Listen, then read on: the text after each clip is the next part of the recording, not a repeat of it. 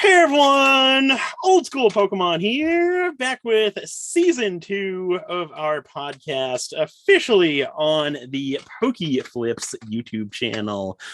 Tonight, I am joined by my usual co-host, Catch 'em All Collectibles, Dan, and for tonight's episode, we have a very special guest, Peter from Ludkins and Polaris Grading. So thank you both for hopping on tonight. Great to see you, Dan, and thank you, Peter, for joining us tonight. Thank you guys for having me. Yeah, thanks for joining us.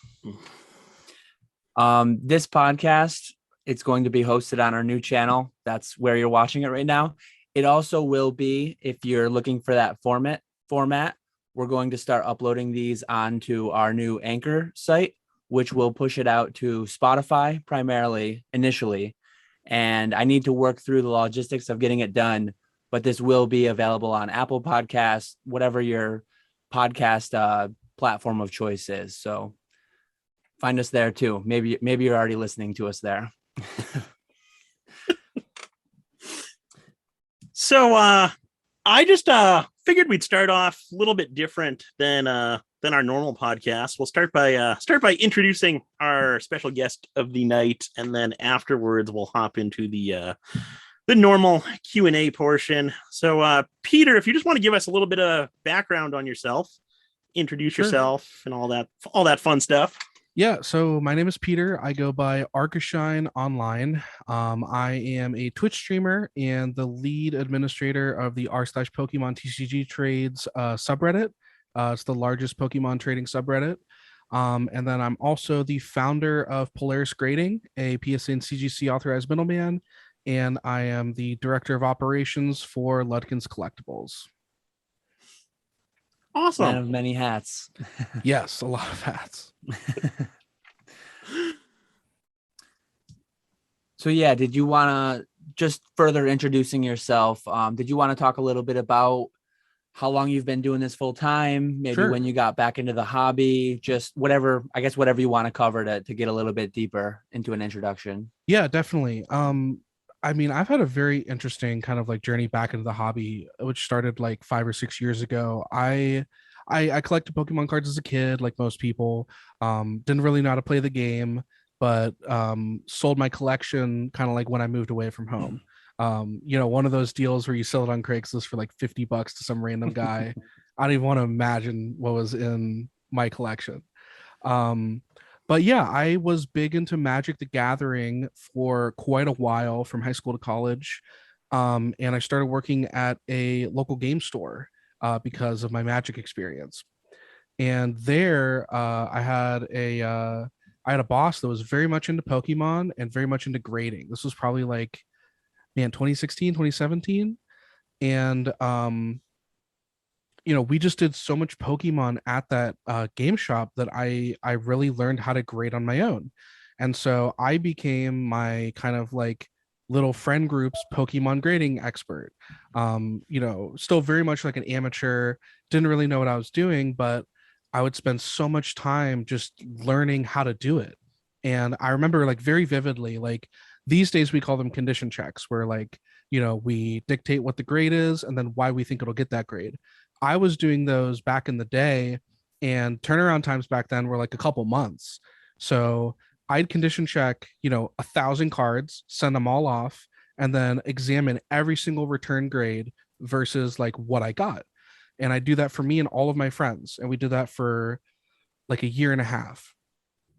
And eventually, a buddy of mine ran into Charlie Herlocker from Ludkins. And it was kind of like the perfect relationship because, as you guys know, sending cards off to PSA is hard. Like, it's a lot of work. And so having to like make lists and log every single card took a lot of my time. And so when I met Charlie, I was like, this guy does all the work. Absolutely. So I middleman through him, and he would send off my cards. And eventually he was looking for help. So he brought me on board, and that's what kind of really kickstarted my journey in the industry. And so I worked under Charlie for a few years, and eventually he stepped down from director of operations, and I took over. And then I think it was 2020, I founded Polaris, and that's kind of the story, man. I will say before that, before I founded Polaris, I've been a grading middleman on Reddit for a while. So a lot of people know me as the guy on Reddit that like middlemans for PSA. So yeah, that's a little bit more in my background. It's been a lot of fun, man. And now I'm here with you two. I love it. Awesome. Nice. And it's exciting because I don't know how many people know this, but I've been interacting with you guys for like years now. Like you have been submitters with Ludkins, so I've probably talked to both of you like quite a lot, but never like through voice or now on a podcast. Exactly. Yeah, and I know I picture Ludkins and now Polaris as just you there, because anytime I have a question, it's always you who responds. Yeah, I take care of most of the emails, so I am kind of like the face of it for sure. Yeah, I can't even imagine. I feel like I get too many emails and probably orders of magnitude less than you. Yeah, it took a long time getting used to just the quantity of emails, because I'd never dealt like anything in my life like the emails I do now, and also just the range of emails. I mean, grading is for me it's not, but for a lot of people it's a very emotional thing, and rightfully so. We are entrusted with, for a lot of people, their childhood cards, very expensive, collectibles, and it's a big deal. So we have to treat it as such, and we do. Mm-hmm. But I love what I do, man. It's so much fun, and recently we've been getting so many returns, and it's probably my favorite part of the process, because as soon as I send that returns incoming email out, people are so happy. Yeah, it's actually really amusing to me to like read the responses to a returns incoming email and all the different versions of like, I'm so excited. Like yep. There's endless versions of that phrase. Now, do you get to take time and actually like look at the cards and enjoy them, or are you kind of like sick of that for the most part when you do get returns back? Man. That's a great question. It's actually one of my favorite things to talk about, because I remember when I first started working under Charlie, I was like very starry-eyed, and like I'd be like, "Oh, Charlie, we got this back," and he's like, "Yeah, cool." And now I'm that way. Like you get so desensitized to stuff. You can't be sick of this. God, I just got my own sub with like 50 of those back.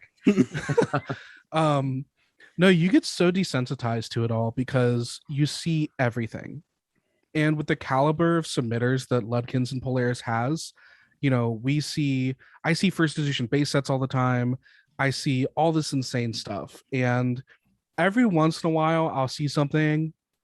Like the other day, I pulled aside like a PSA 10 Gold Star Rayquaza, and I was like, this is a cool card. Sweet. And I just looked at it for a little bit. But no, for the most part, I think when there was less just throughput happening, it was easier to kind of look through returns and be like, oh, here's some cool stuff. But nowadays it's like, we're checking every single card. We got to get through it, and we get so many orders back. If I took the time to look at stuff, you guys would not get your cards back. For those who are now listening on Spotify or wherever, I held up a Sword Shield 50 PSA 10. I mean, I think it's like a super low pop, maybe only 15 or 20,000 in PSA 10. I am guilty of sitting in a lot of those things, man. Yeah. Oh, I'm sure. Probably like hundreds at least. And we'll get into it later in the cast, I'm sure. But like the CGC pop report just dropped this morning, so you can see how many CGCs also received. I sent hundreds to both PSA and CGC. Yep. It's a quality card, though. I mean, at the end of the day, like I do genuinely think it's a cool art, but I've seen a lot of them now. I mean, I think the economics on it are great, man. Give it a few years. Yeah, it definitely has the chance to potentially be one of those like Ancient Mew, Red's Pikachu, like even in spite of its massive print run and massive pop report. I mean, it's already surpassed the pop report of the other two, but at the end of the day, it's a Charizard full art, cool looking card. I just think there's more collectors for it. I think like there's a lot of Charizard collectors, and every single one of them needs one of those. Yep. Yeah, exactly. It's an affordable card that could fit into anyone's collection and be a solid piece. So I think there might be enough of them out there in a few years, though, that like literally every Pokemon collector could have one. Yo, sure. I also have to remind myself it's one of the very, very few good things from that set. Yeah, probably the only good thing. Yeah. I do like a piece on my Twitch stream at the end of every year called the Arcashine Pokemon TCG Awards. And so it won worst set of the year it came out, and then the next year I also gave it worst set of the year because all the other sets were like kind of okay, and I was like, nah, it's still the worst. It's so bad. Was a solid ETB though, knowing that you were going to get this at least, For sure, guaranteed. I like those holiday ETBs where you get the stained glass birds was an amazing one. This one was solid. Wasn't a huge fan of the EVV Max, but still like a guaranteed inclusion for a popular species promo. I like the Greninja Gold Star. I love the Greninja Gold Star. That's one of my favorite arts in the hobby. I really like that one a lot. Those things hit like $2 on TCG Player, and I was just cleaning them up. I was cleaning them out, man. I mean, somebody would list like 86 of them, and I just messaged and be like, "Are they sealed? Yes, I'll buy them all." Yep. I started sweeping them up a little early. Like I started sweeping them up between 3 and 4, but every few weeks, I feel like I go over to TCG Player just to revisit where it's at, and then I scoop up another 50 to 100 or something. No doubt. I don't even know how many I have, but they're just all going back for now. I have like half a 5-row of them so far. Oh my god, man! I'm just gonna hold on to them. I'll open it in 10 years. Be like, oh, remember these? Yep. Yeah. Solid card. Oh yeah, definitely. I'm also looking forward to hearing the details while we're talking about Modern. I'm actually really excited to hear the details of this Pokemon Go set. Yeah, I just had to input my allocation numbers for my distributor. Just did that this morning, and there's really no information to go off of yet.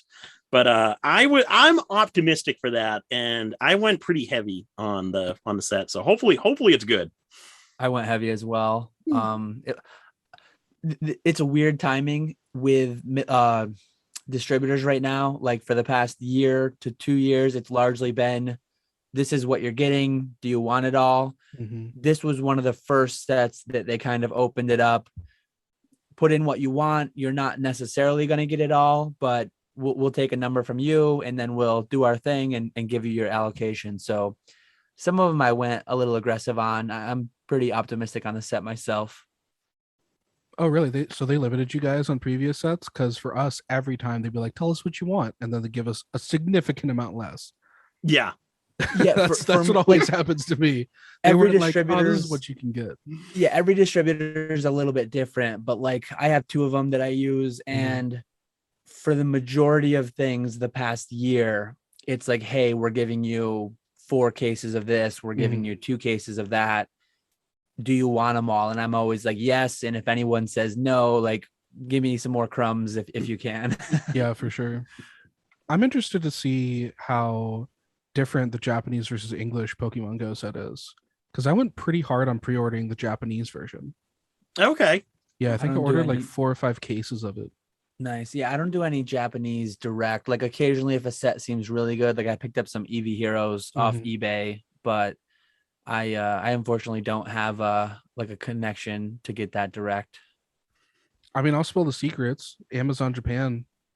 Oh, really? Yeah. No, I never even thought of that. Yeah, I pre-order all of my cases from Amazon Japan. Through like Bai or something? Or I use Tenso. Tenso is pretty good. I've used Tenso before. I used to use Zen Market, but the way that their buying works is very, very frustrating.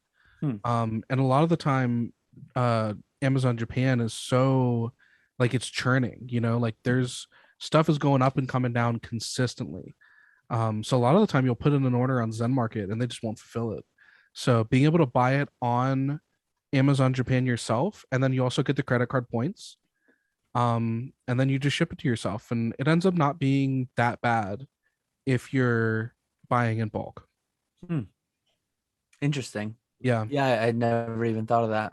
We do a lot of box breaks on my stream, and I think VMAX Climax has been one of the best, and Shiny Star V.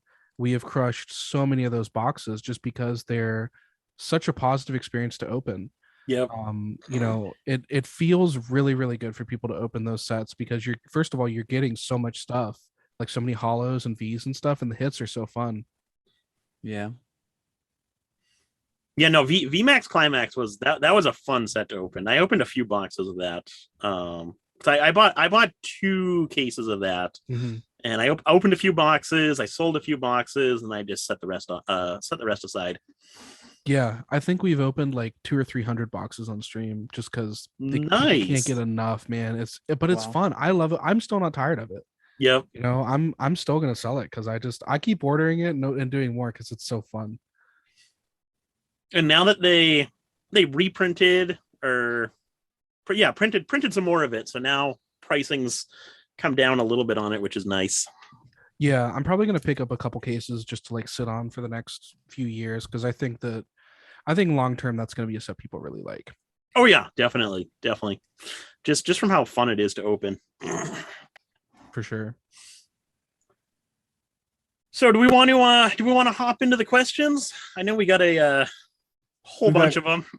Quite a few for tonight. Yeah, I kind of paraphrased some general questions that I've got about middlemanning, and so I'll kind of slot some of mine in that are more directly geared towards Peter at the front end, and then we'll go from there. So we do have. We'll save the insurance one when we get to it because someone did ask about that, like my third question. But sure, can you speak to like a very common thing I get on my channel? I mentioned that I use Ludkins and Polaris as a middleman for my submissions. Some people,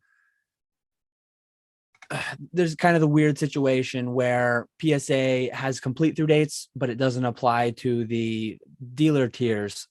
Do you want to just speak to like the general mechanics of the middleman function and exactly how that works, what someone might expect using you as a middleman versus like submitting directly to PSA, both in a general sense, and then maybe like today when they listen to this, obviously there's a $50 tier through PSA, but you've got to play the lottery game, what you have open available if people want to hit you up after listening to this podcast. So just kind of a general middleman, how the mechanics of it work.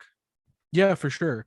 So I will split up like the first part into 2 different questions because the first is like old Ludkins orders, like the kind of like dealer tier stuff versus complete through date stuff.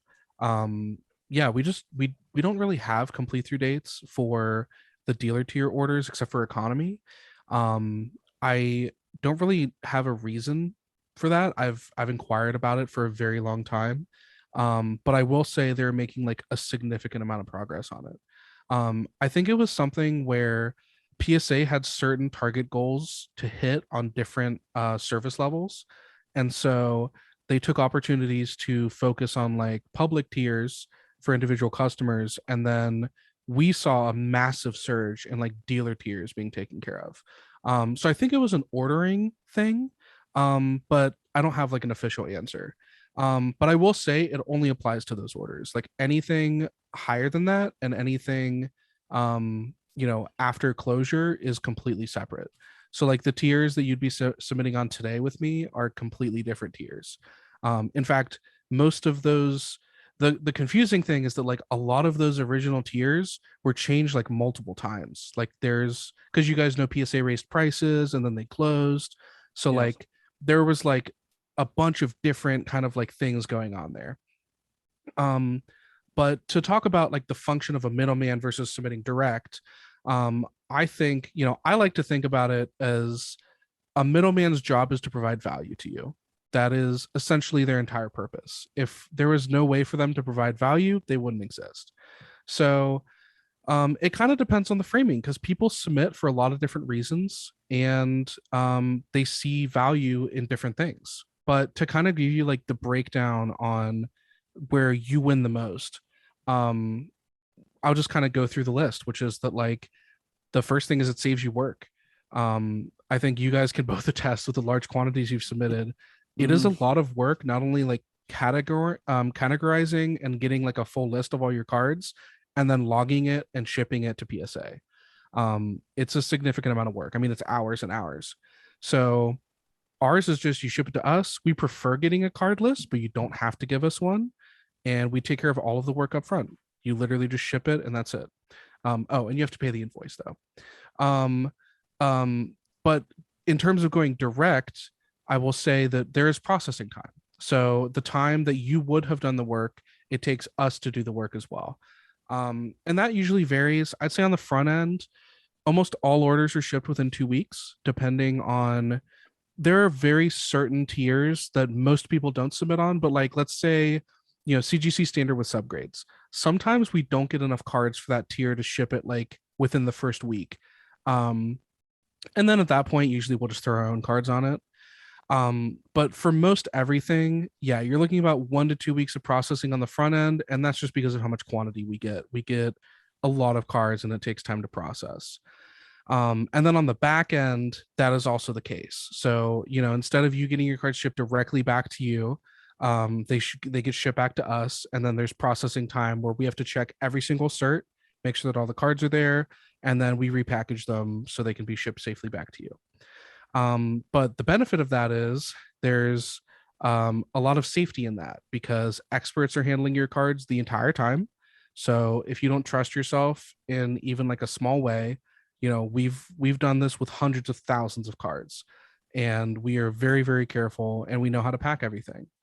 The other thing is built-in insurance. So we can talk about like more in depth later what that kind of looks like, but overall, you are much, much more protected going through a middleman than you are going direct.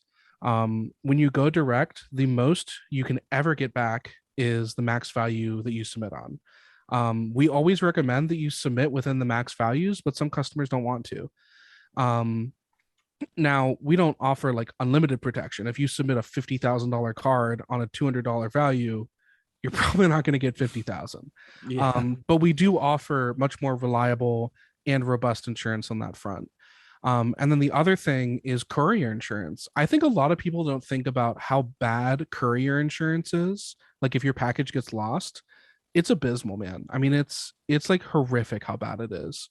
And our insurance, luckily, it protects on the way to us and on the way back to you and during the entire process.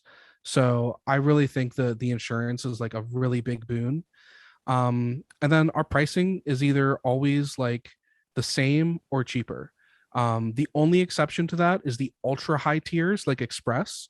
But we're pretty open about the reason is that, first of all, PSA doesn't give discounts for Express. And second of all, we're taking on all of the risk there with like way more expensive cards, because that's usually what comes through. But I still think the margin that's built into that is pretty fair. I think our Express is like 175 and public is 150. And then also our return shipping is a lot cheaper. I think that PSA's base return shipping is like $18 or something, like $14 to $18. And then the more cards you have, like the more it drastically goes up. So we have, and we're going to talk more about insurance, like you said, but because of the way insurance works, it's like per package. It's not like PSA where the insurance is, based entirely on the value of the contents. We have a baseline per package, and that kind of helps us spread out the expenses and gives you guys better prices on that. So that's kind of like the quick breakdown I would give on middleman versus direct. But if you guys have any follow-up questions, I'm happy to go more in depth on any of those points. Yeah, one thing that was actually interesting to me is when you mentioned that you go through like card by card, line by line, because and correct me if I'm wrong, but I think what I had heard before, I utilized middlemen heavily. I was chucking out 200 cards, 500 cards left and right. Using you guys enabled me during like the mania when I had a full-time job. This wasn't my full-time job. I could just chuck cards out left and right, and I got significantly more cards out than if I was manually entering them all myself. But yeah, like when I sent 200 to 500 cards out, I believe at 200 cards, you would isolate it into its own order. And in my mind, I always kind of wondered, like, when I send 500 to you, obviously you guys do your thing, you enter them, you get them to PSA, but 6 months, 18 months later, however late it was, when they came back, did you just slap a label on and send it back to me? But it sounds like you actually had to go through and line by line, you were checking all those cards every time. No, we look through every single card. Yeah. We look through every single cert number. Because if a card is missing, if a card is damaged, not only is there like a timetable between when we get the orders back to report it to PSA, but that's a really big deal. You know, like if a single card is missing, like recently, you know, there was somebody who thought a card was missing and it was a PSA 10 Mario Pikachu. That's a $2,000 card. Yeah. And you know, if it was submitted on bulk, you know, that's a big deal. So no, we look through every single card that comes back. It is very time consuming, but it's integral to the process. I don't think that it wouldn't work if we didn't do that. Like I've heard horror stories of other middlemen that don't, and it's not good. So yeah, that's the most time consuming part of returns, actually, is definitely like looking through every single card individually. I'd say very rarely. Sometimes we do miss like a damaged card here or there. I think you said, Dan, that you've gotten like a couple damaged cards, but it could have been from return shipping as well. Yeah, my quantity, it's like it could have happened when UPS threw the package at my destination end, or it could have been when I hauled in a 500 card, 40 whatever pound package it was. They're like very heavy. This Charizard that I showed, Mm-hmm. of the 200 PSA 10s I got back, I think one of them has a little damage. So this will just be my personal collection one. I can't even get it to show right now, but yeah, no. So, I mean, obviously we have to balance, like we don't look at every single card super in depth, but we do confirm every single cert number and we do glance at every single card to make sure that there's no like really bad structural damage or anything like that. Both for you and because we need to contact PSA as soon as possible if that were to happen. Yep. And then what were you saying? I don't know if you're able to share it, but like obviously Nick and I, like we frequently were sending out 200 cards, 500 cards. You're providing value to us in that you're doing all the entry and all that, but not so much when you're dealing with like huge submissions like ours, but when you have 100 individual people sending 4 or 5 cards each, and you turn that into one shipment towards PSA, you're providing a ton of value to them as far as like processing, and instead of receiving it in whatever condition that people are going to send them in. I mean, I've heard of people like shipping cards to middlemen in cereal boxes, and just, oh my God, really, really weird situations. And so you're providing value to the customer and to PSA, but yeah, like what's the rough percentage breakdown, if you can share, of like people sending in 200 to 500 cards each versus 2 to 50 cards or something? That's a great question, actually. I will say tangentially, when I first started streaming on Twitch like a year and a half ago, I used to show every single incoming package for grading on my stream. And so we would break it down, and I regret it now, but I got kind of known for like roasting people on how they package their cards. I love it. It was, man, there's some really funny clips from back then of me just being like, what are you doing, man? But yeah, Did you I've ever definitely receive them in a cereal box? Yeah, absolutely. I've received them in a cereal maybe it was box. one of your clips that I had seen then, because I definitely saw somebody receive like Pokemon cards in a cereal box packed really poorly. I think it was like Honey Nut Cheerios, and I was just like, I can't believe they took it. Like, I can't believe the courier took it, but they don't care. Yeah. It's a box, it has a label, they're gonna take it. I thought you were gonna say, I can't believe they don't eat like a good cereal like Lucky Charms or Cinnamon Toast Crunch. True, that as well. But no, that's actually a really good question. I would say the vast majority of orders in terms of sheer quantity are from our dealers. So Polaris has its own category of like, if you hit a certain threshold, you know, you get like certain benefits. The vast majority of cards that we get are from our dealers that submit 200 plus card orders all the time. Now with Ludkins, it's very hard to say, honestly, just because, I mean, it's hundreds of thousands of cards, man. Like, I don't think I can give you percentage on it. Yeah. It's a lot of both, but I would say still like the majority are individual submissions. Oh. And I also prefer that. They're easier to deal with. It is very time consuming because when it's an individual submission, we can check all the individual certs, but then it goes back into a single person's box. With group subs, it is a lot of work on the back end, like making sure everybody's cards are in order and safe and good and that nothing gets mixed up.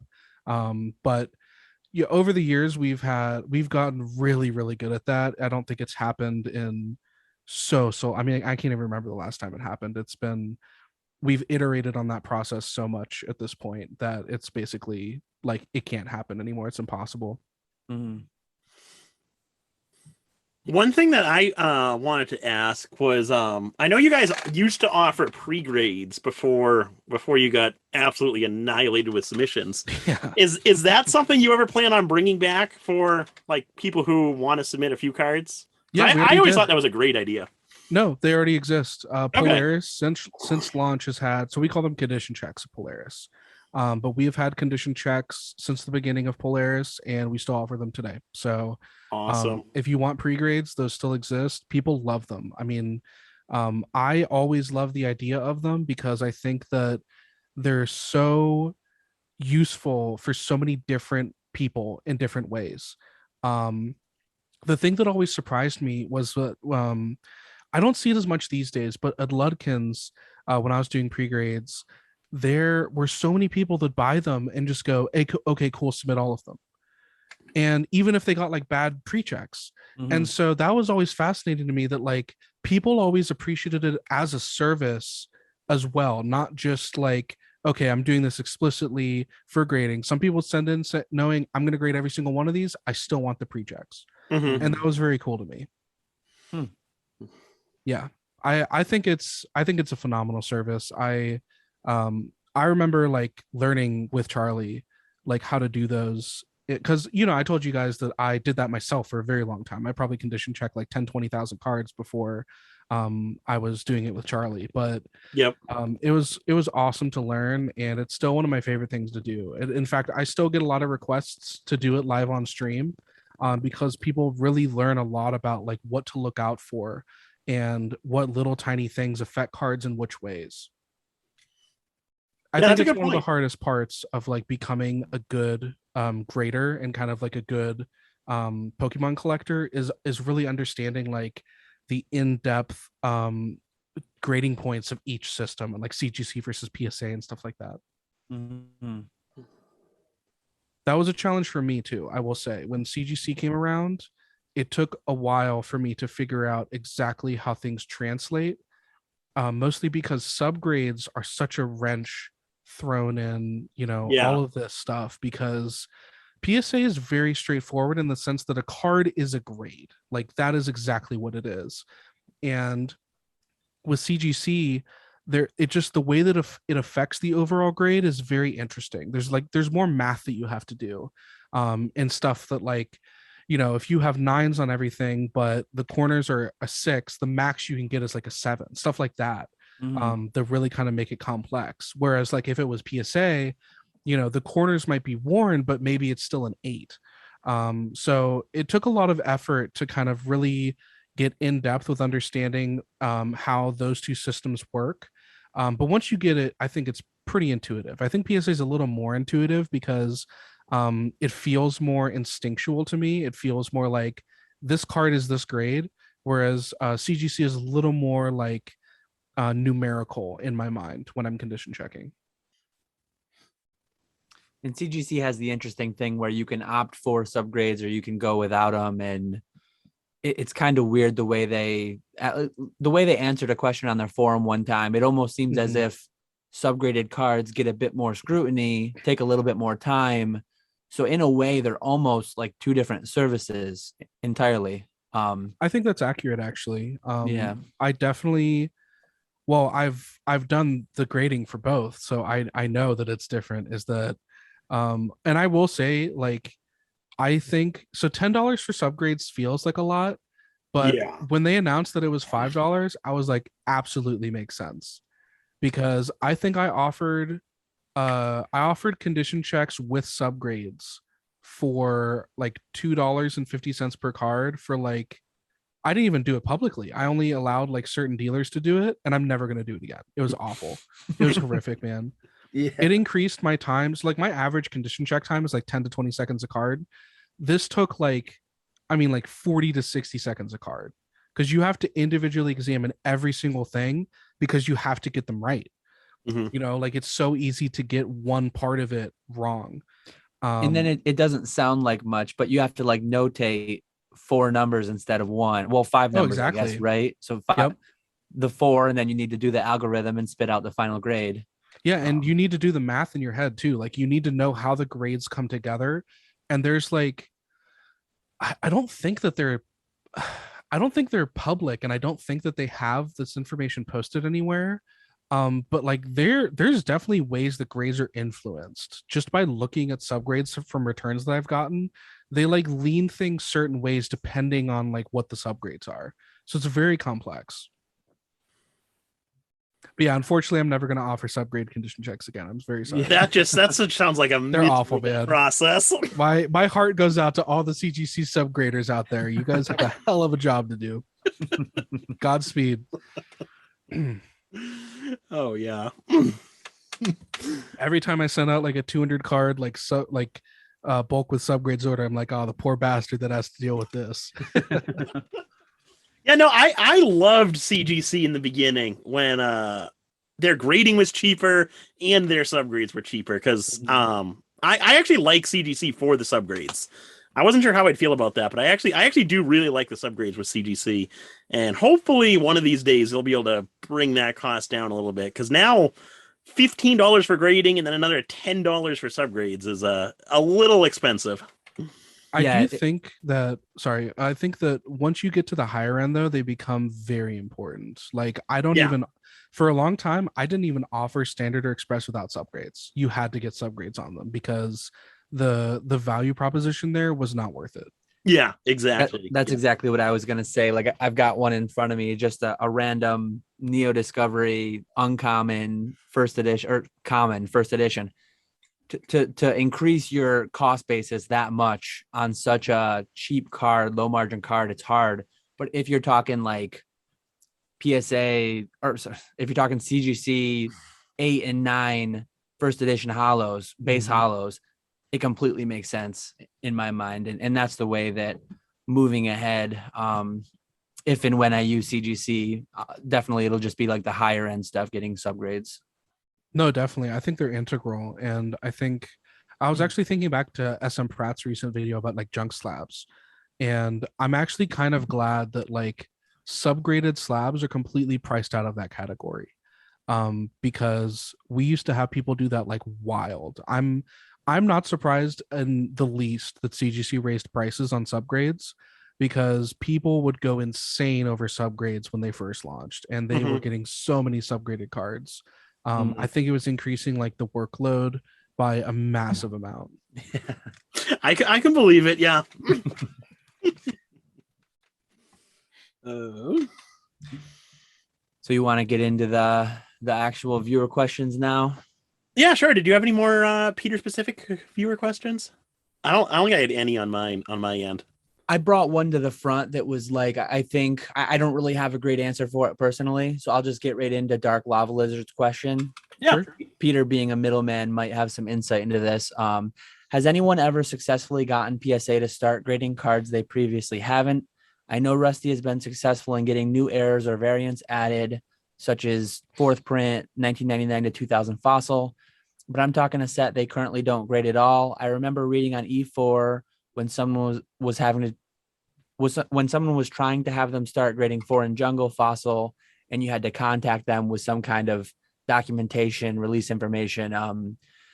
So my answer to this is I've never gotten PSA to add any new sets to their registry. I've never gotten them to add any new complete thing that they prior hadn't graded. And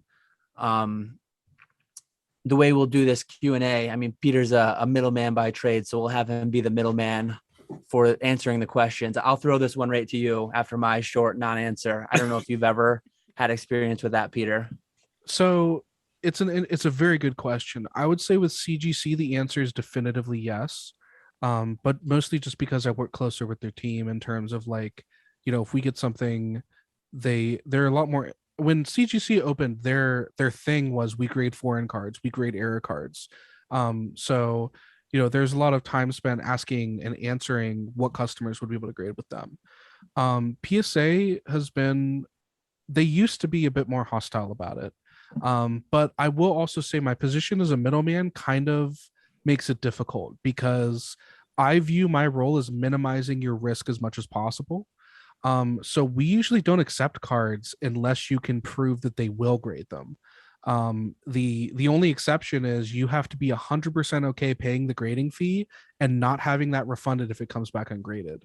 And I make that very, very clear with people is that I will not accept your cards unless you fully waive that liability, or you bring me like definitive proof from a PSA employee that they will accept it. So I haven't done that with PSA personally, just because of the way that I view my role and how we interact. I've inquired for customers before, but I don't remember an instance where they're like, yeah, we'll grade that. But sometimes customers have approached me and said, hey, I have this email from a PSA employee. I want to submit it through you. Will you send it? And I'll say, sure. And we'll send it and they will grade it. So yeah, I have seen other people do it, but I typically don't take that role. And these days I don't really do that for people.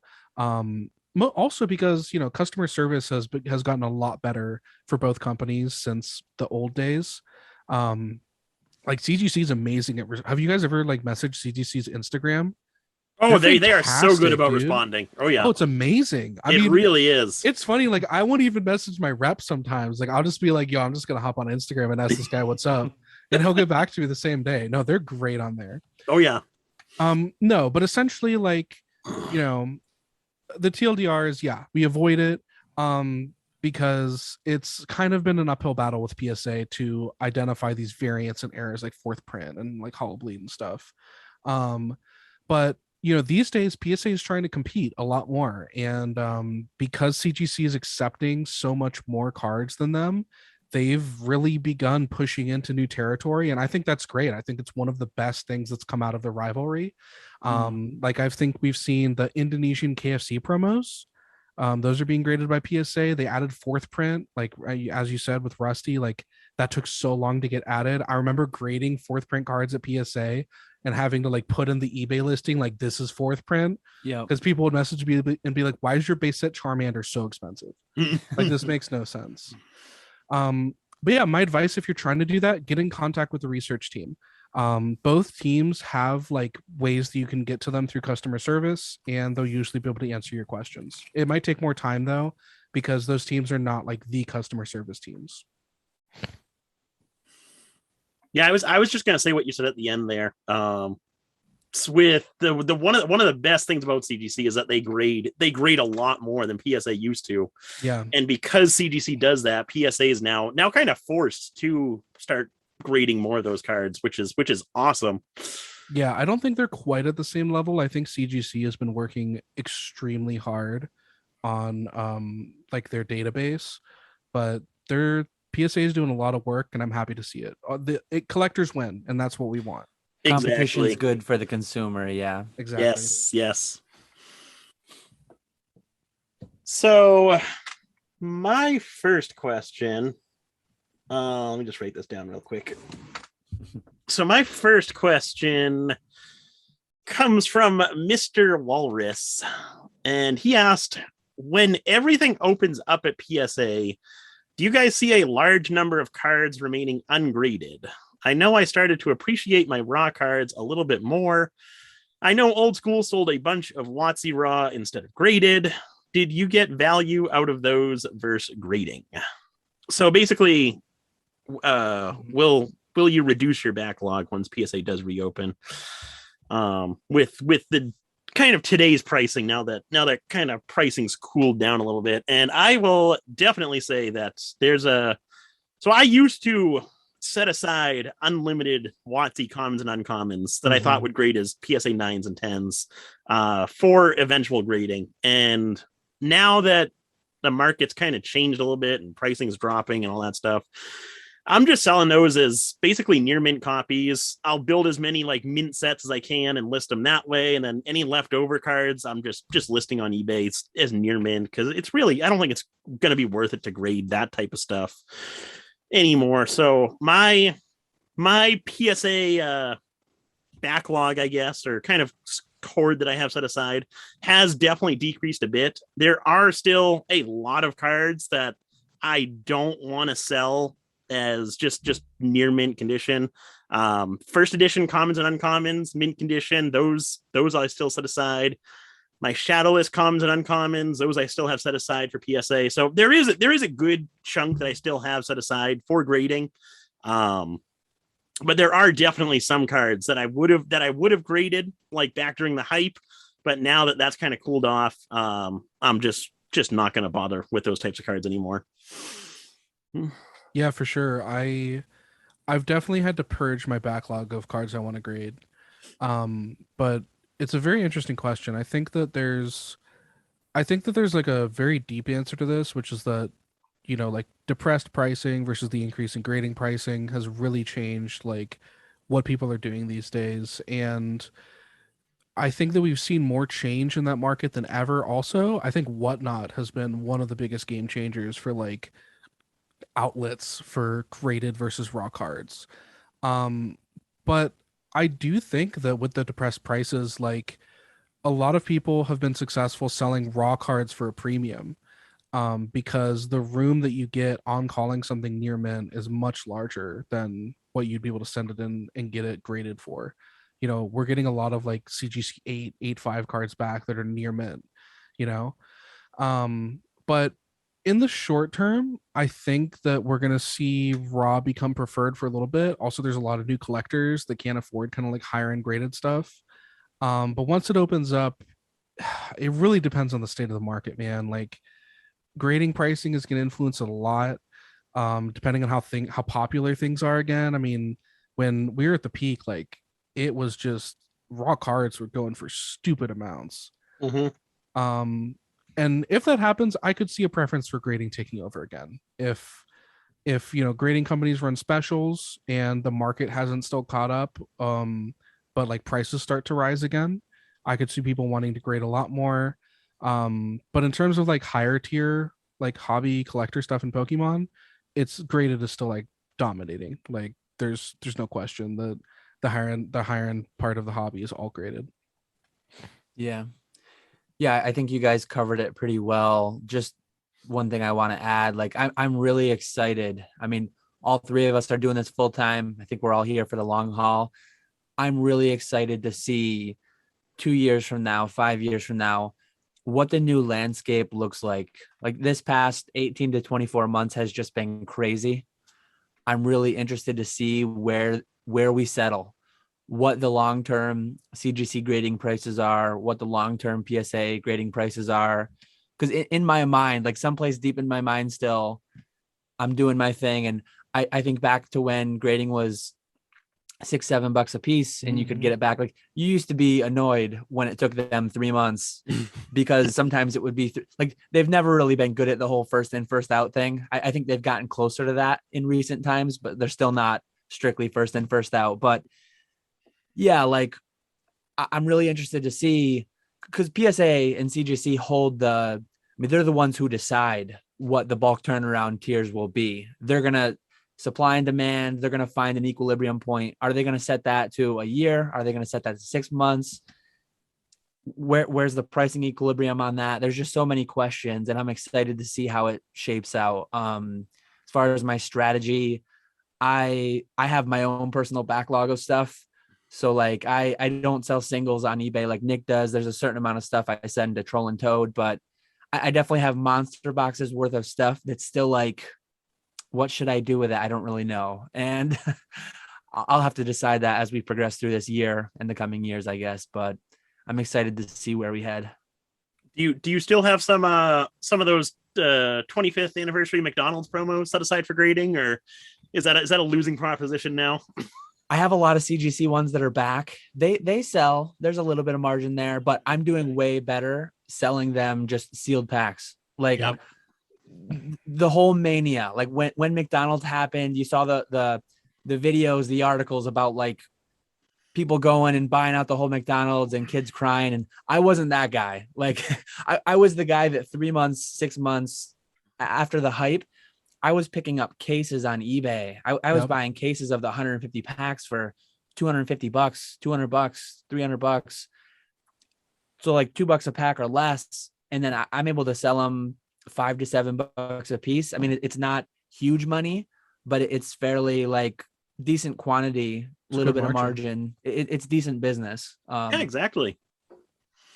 Yeah, that was the strategy. I remember picking them up like 6 months later, but I was at like, I think $450 a case. So $250 a case is insanely good.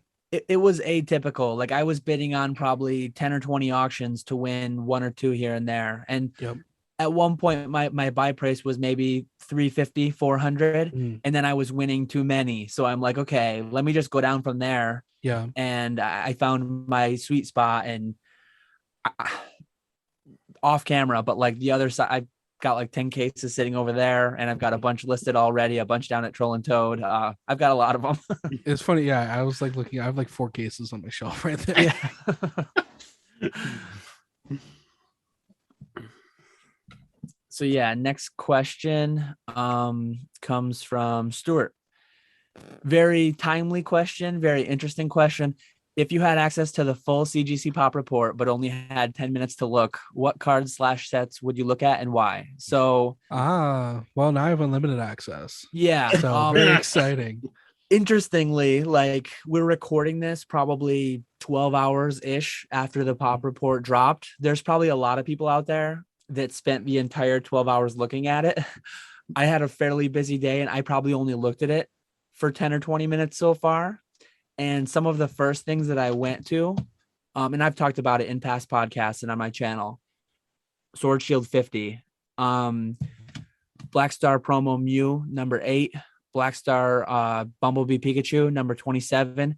I want to look at, and probably next week on my channel, I'm going to do kind of an overlay. When you've got a card that's been graded 30,000 times at PSA and 16,000 times at CGC, it's very intriguing to me to take those two pop distributions and overlay them. Yep. Because you're never going to get like a very common question is, and Peter touched on it a little bit earlier, but like the difference in the grading scales. You're never going to get a guide that says CGC 9 equals PSA 10, PSA 9, whatever. Like you're never going to get a direct, this grade at this company equals this grade at this company.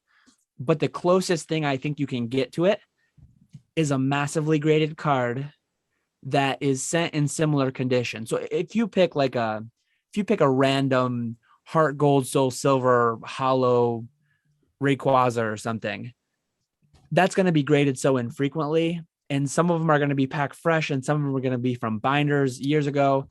You need a card like this with massive volumes where you're really confident that like all of them are sent in the same pack fresh mint condition. And then you can kind of get an insight into approximately what grade might equate to CGC versus PSA. And yeah, so that's the kind of thing that I'm going to dive right into. Secondarily, after I looked at the pop of some of those mass graded promos, I went to like WotC first edition hollows. There are so few 10s there. CGC 10s almost don't exist. Perfect 10s on a lot of that WotC stuff. Very, very few. I think base set first edition had one perfect 10 maybe, and it was like a Drowsy. So like that was super interesting to see. What about you, Peter? Like, did you have a chance to look much today? So I only got to look at it for like a couple minutes, and I immediately looked for one thing, which is I went to base first hollows. Mostly because I wanted to see the population on a card that Polaris graded that I'm very proud that we graded, but we managed to get a first edition Charizard hollow hit a 9.5. And that's a pop 2. Yep, I saw that. That's the one thing I went for immediately. There's no other 10s in that category. So it's the highest graded CGC Charizard out of that and the other one. That's it. In terms of what I'm going to be looking at, what I'm most interested in, there's a couple things. Like you said, you're interested in a lot of the WotC hollows. I'm invested in a lot of modern hollows, so I'm very interested to see kind of the distribution on those and what they've turned out to be. The other thing I'm very interested in is comparing Japanese versus English printing of modern sets, to kind of like discern what the population is, and also how interested English customers are in Japanese sets. Because I think that I have a very unique kind of like perspective on that, in the sense that my stream is we have a lot of Japanese products, and I push it a lot because I think the Japanese products in general are pretty solid. They're more consistent than English product. So I think that it'll have a very, I don't think it's going to fully inform it, but I think it'll tell a little bit of a story about how interested people are in modern Japanese sets in the States. And then outside of that, I'm a Ho-Oh collector, so I got to see how many pristine Ho-Ohs are out there. Yeah. Yeah, for me, it was I looked at all the cards so from the submissions that I've done, I've kept the majority of the pristine 10s that I've gotten back from CGC. So for me, it was looking up. I did the Charizard Illustrator to figure out how many pristine 10s there were, because I submitted 100 of those cards into CGC, and I got one pristine 10. Wow. So I knew it was really tough to get, and I think there were 26 pristine 10s and one perfect 10. So I looked at that one, and then I looked at the Korean Armored Mewtwo, which I bought a ton of those a while back and submitted a whole bunch of them into CGC. And I was pleasantly surprised to see that I think I submitted the entire pop report of those cards. He's got the market cornered. That'll do it. And then, of course, I had to look up the No Damage Ninetales. That being my favorite card of all time. And I was actually pleasantly surprised to see how many of those cards had been graded through CGC. I track those cards very closely, and I didn't realize how many of them had been graded through CGC. I just went back and looked as you guys were talking, and there's 34 copies graded through CGC, just various grades. I think I forget exactly how many I have. I have 15 or 20 of them though. Wow. So I have a good amount of the CGC pop, which is cool. We'll see how many more I can get of that card in the next couple months. But yeah, those were the top 3 that I looked at, and we're definitely most excited to check.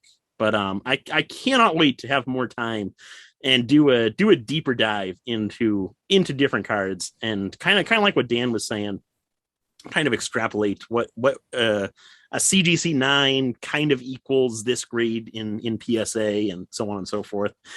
I will say, for those of you who haven't checked out the CGC Pop Report, it is very, very user-friendly. I love it.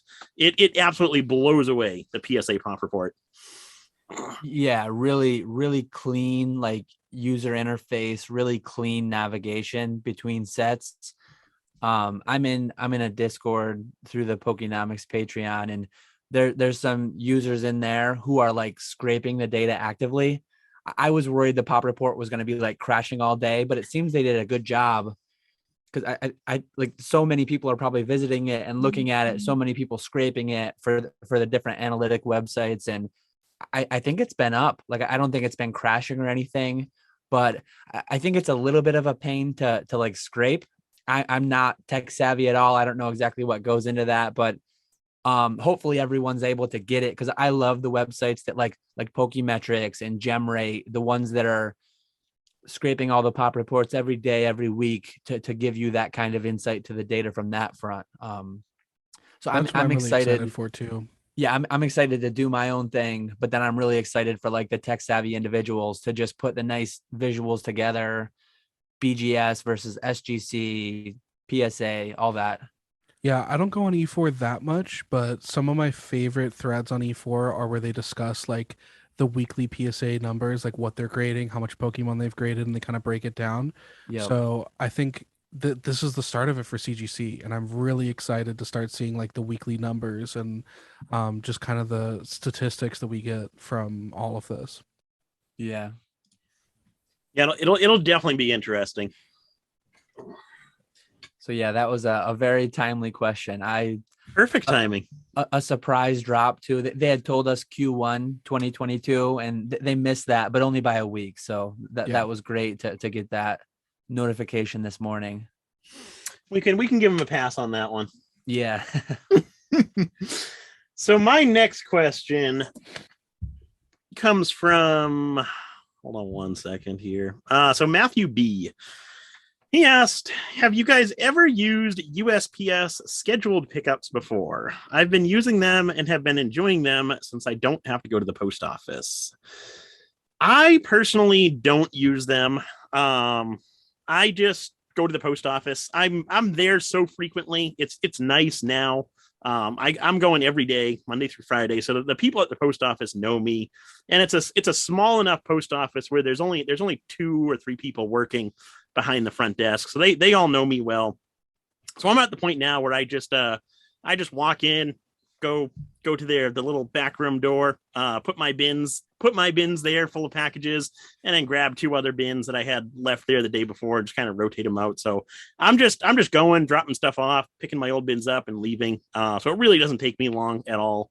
The post office is like 10 minutes away from my house, so it's really not bad. So I just go there myself.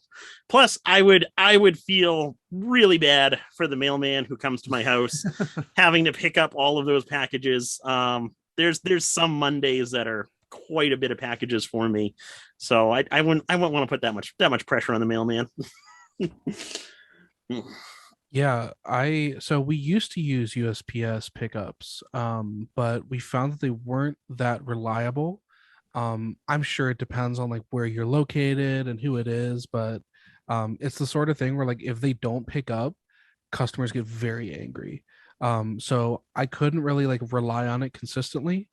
The other thing, the change though, was we had to start getting receipts.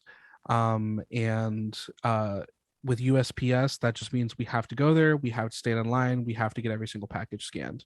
And we do that to this day. So with USPS stuff, there's not really a good pickup option for us because they don't scan it when they pick it up, at least in the cases that I used it. I will say UPS pickup is amazing.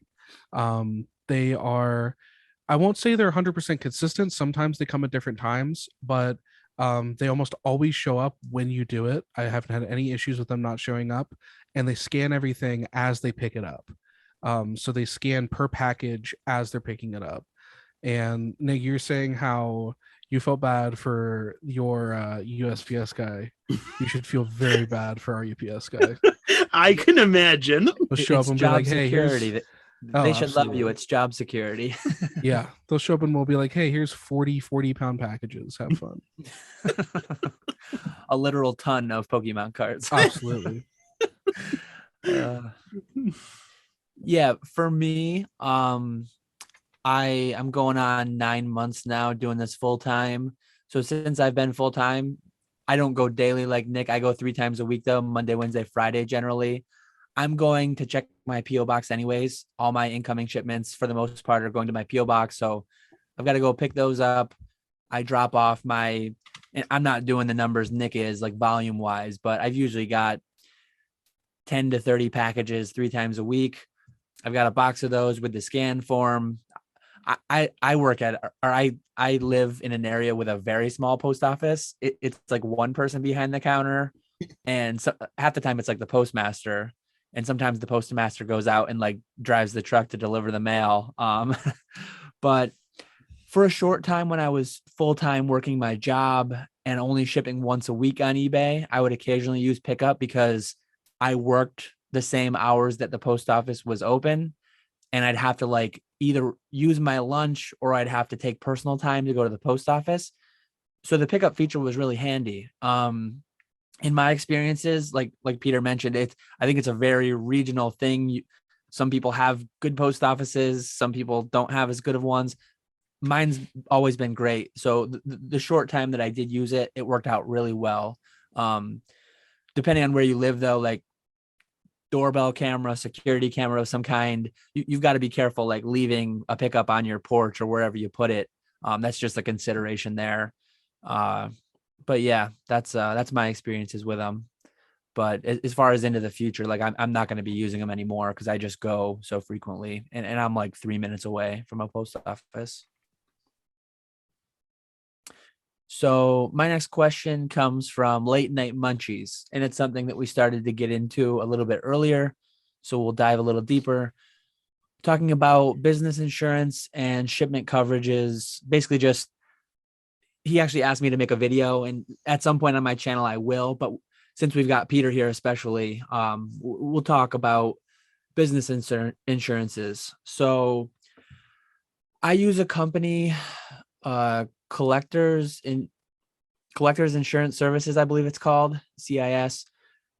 And the way that I have it set up, they both provide insurance against like fire, theft, general insurance like that on my inventory as a business. And then they also provide inbound and outbound shipments as long as I use one of the three major carriers, UPS, USPS, or FedEx, with signature tracking. So it needs to have that signature. You got to pay that $295 or whatever it is. But I'm not going to say my exact limits or my exact policy cost or anything, but for a very reasonable amount, I'm able to have significant coverage higher than the limits afforded to you by significantly higher. USPS caps insurance at $5,000 for priority mail and $50,000 for registered mail. I have insurance that covers in excess of those numbers. It's very infrequent that I'm shipping packages to those levels, but if and when I do, I've got like significant coverage. And as far as for like people who don't operate as businesses as the three of us do, companies like that exist that also cover personal collections, because one thing you need to be really careful of, a lot of people will look at their homeowners policies. I'm sure most people pay their homeowners insurance or their renter's insurance.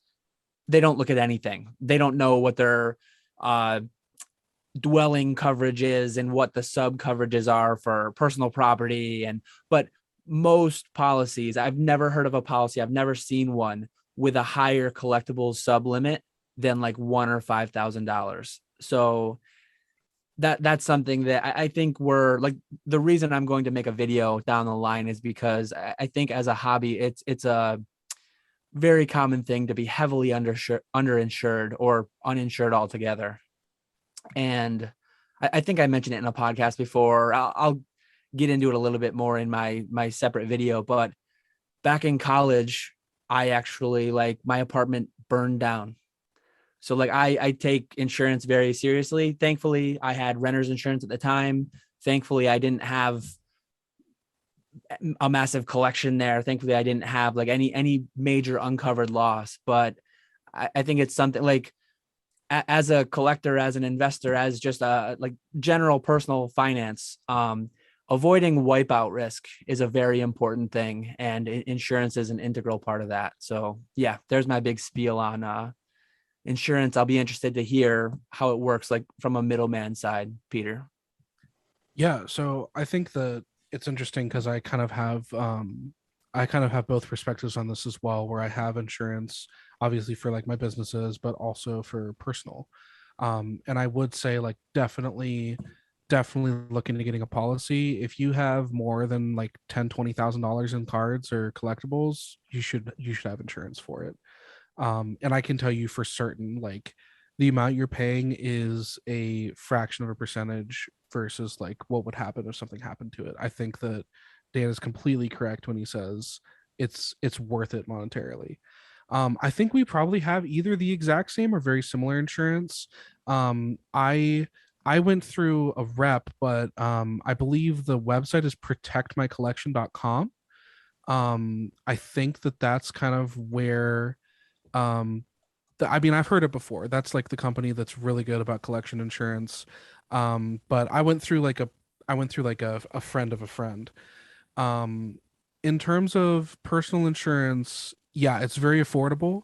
You probably don't need that expensive like shipping insurance, and that's where the price gets really, really crazy. So if you need like on premises like 50 to $100,000 in insurance, it's going to be relatively affordable month to month. Um, I can't tell you my cost, but I would wager it's probably like probably less than 100 a month for that level of coverage. So I think I definitely think it's worth it. Um, in terms of business insurance, yeah, the way that Dan described it is very, very similar in the sense that it's not a per package thing. It is every package as long as it meets certain criteria. So if you're doing a lot of business, especially with graded cards, I highly recommend looking into those higher kind of like package per package limit insurance policies. And the nice thing about all of this is it's very flexible. You know, they're going to write a plan that helps you reach your goals and the protection levels that you want. So yeah, definitely look into it. Check out protectmycollection.com. I'm fairly certain that is the URL. I just pulled it up, and interestingly, we might have the rep. When I initially got my policy, I did it direct through Collectors Insurance Services. Yeah. But I recently reached out to the operator of that website, and he's my rep now as well. So we might have him on a podcast down the line to really get deeper into, Can I into say who it insurance. is? Yeah. It's Will Post. Will Post, yeah. Who's big in the play side of the community. If you're active on any of the like Facebook pages, you've probably seen the name. Yeah, so, and he participates in tournaments and stuff. Really, really super cool guy. Amazing if you get to work with him. I've loved every conversation I've had with him. So very, very positive experience. And he's like a bona fide expert. I mean, the dude's been doing it for like over a decade. So yeah. Yeah, I have the same exact policy. The only thing I don't have that I need to look into at some point soon is the shipping insurance. That was never an issue for me because I'm mainly low end singles. But now that I've gotten into consignments and some higher end consignments, right now I'm just doing self insurance. So I'm mailing like anything higher end, mailing overnight or FedEx, UPS, one of the shipping services that I consider to be a little bit safer, but I'm not paying for any additional insurance through one of those carriers. So if anything did happen, that would fall all on me, which would be rough right there. So that's definitely something I need to look into moving forward in the future, especially with these consignments, like I said. But yeah, as far as like the collection and the business inventory insurance policy, I've got the same exact one as you two. And you recently, like through the recommendation, we talked about Charlie Herlocker earlier. Through the recommendation of Charlie, I had originally insured directly through Collectors Insurance Services, but then I reached out to Will Post, and I had him like take my policy under his administration, whatever you'd call it. And then I forwarded that to Nick too. Yep. Good to support, like through Collectors Insurance Services. I think they deal more broadly in different kind of collectibles, and getting it under Will Post, I was able to get someone who's more in tune with our specific niche of Pokemon. So having someone, I mean, insurance, the way that it works, you hope you never have to use it. It's one of those things you pay for, and you hope you're like wasting money in that you never have to use it. But if and when you do, and I say this from experience, because again, like my apartment burned down back in college, having somebody knowledgeable that will go to bat for you is like a massive part of it. So definitely check that website out. Oh yeah. And I will say I can't talk about specific instances of it, but I've seen the insurance process before for like packages of graded cards from other people, and it is nasty. It is not something that you want to do without insurance. It's very dangerous, and it very, very much could bankrupt your company. Yeah. Like I'll get into it more in my own video. I could go on to it for a while, but when you go to like Best Buy and you're buying a $100 TV or a $20 toaster, they'll try to sell you an add-on insurance for like $5, $10. I think a lot of people buy it because it's like, oh, $5, $10. My personal take with insurance, it's like, it's for wipeout risk only. Basically, it's if you spend $5 to insure a $20 toaster, most people that are buying a $20 toaster, in the rare chance that it breaks, you just go and you buy another $20 toaster. Like,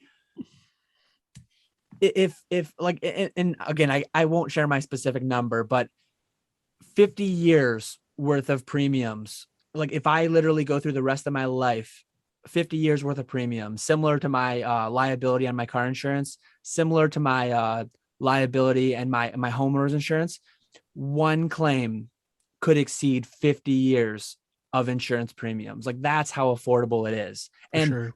with a toaster, if you buy a new toaster frequently, like, the numbers don't work out for that. But when you're dealing with 6-figure numbers, when you're dealing with, like, it can really start to make sense, and it can really, really be just a great thing that hopefully you never use, a safety net that's there to prevent that wipeout risk.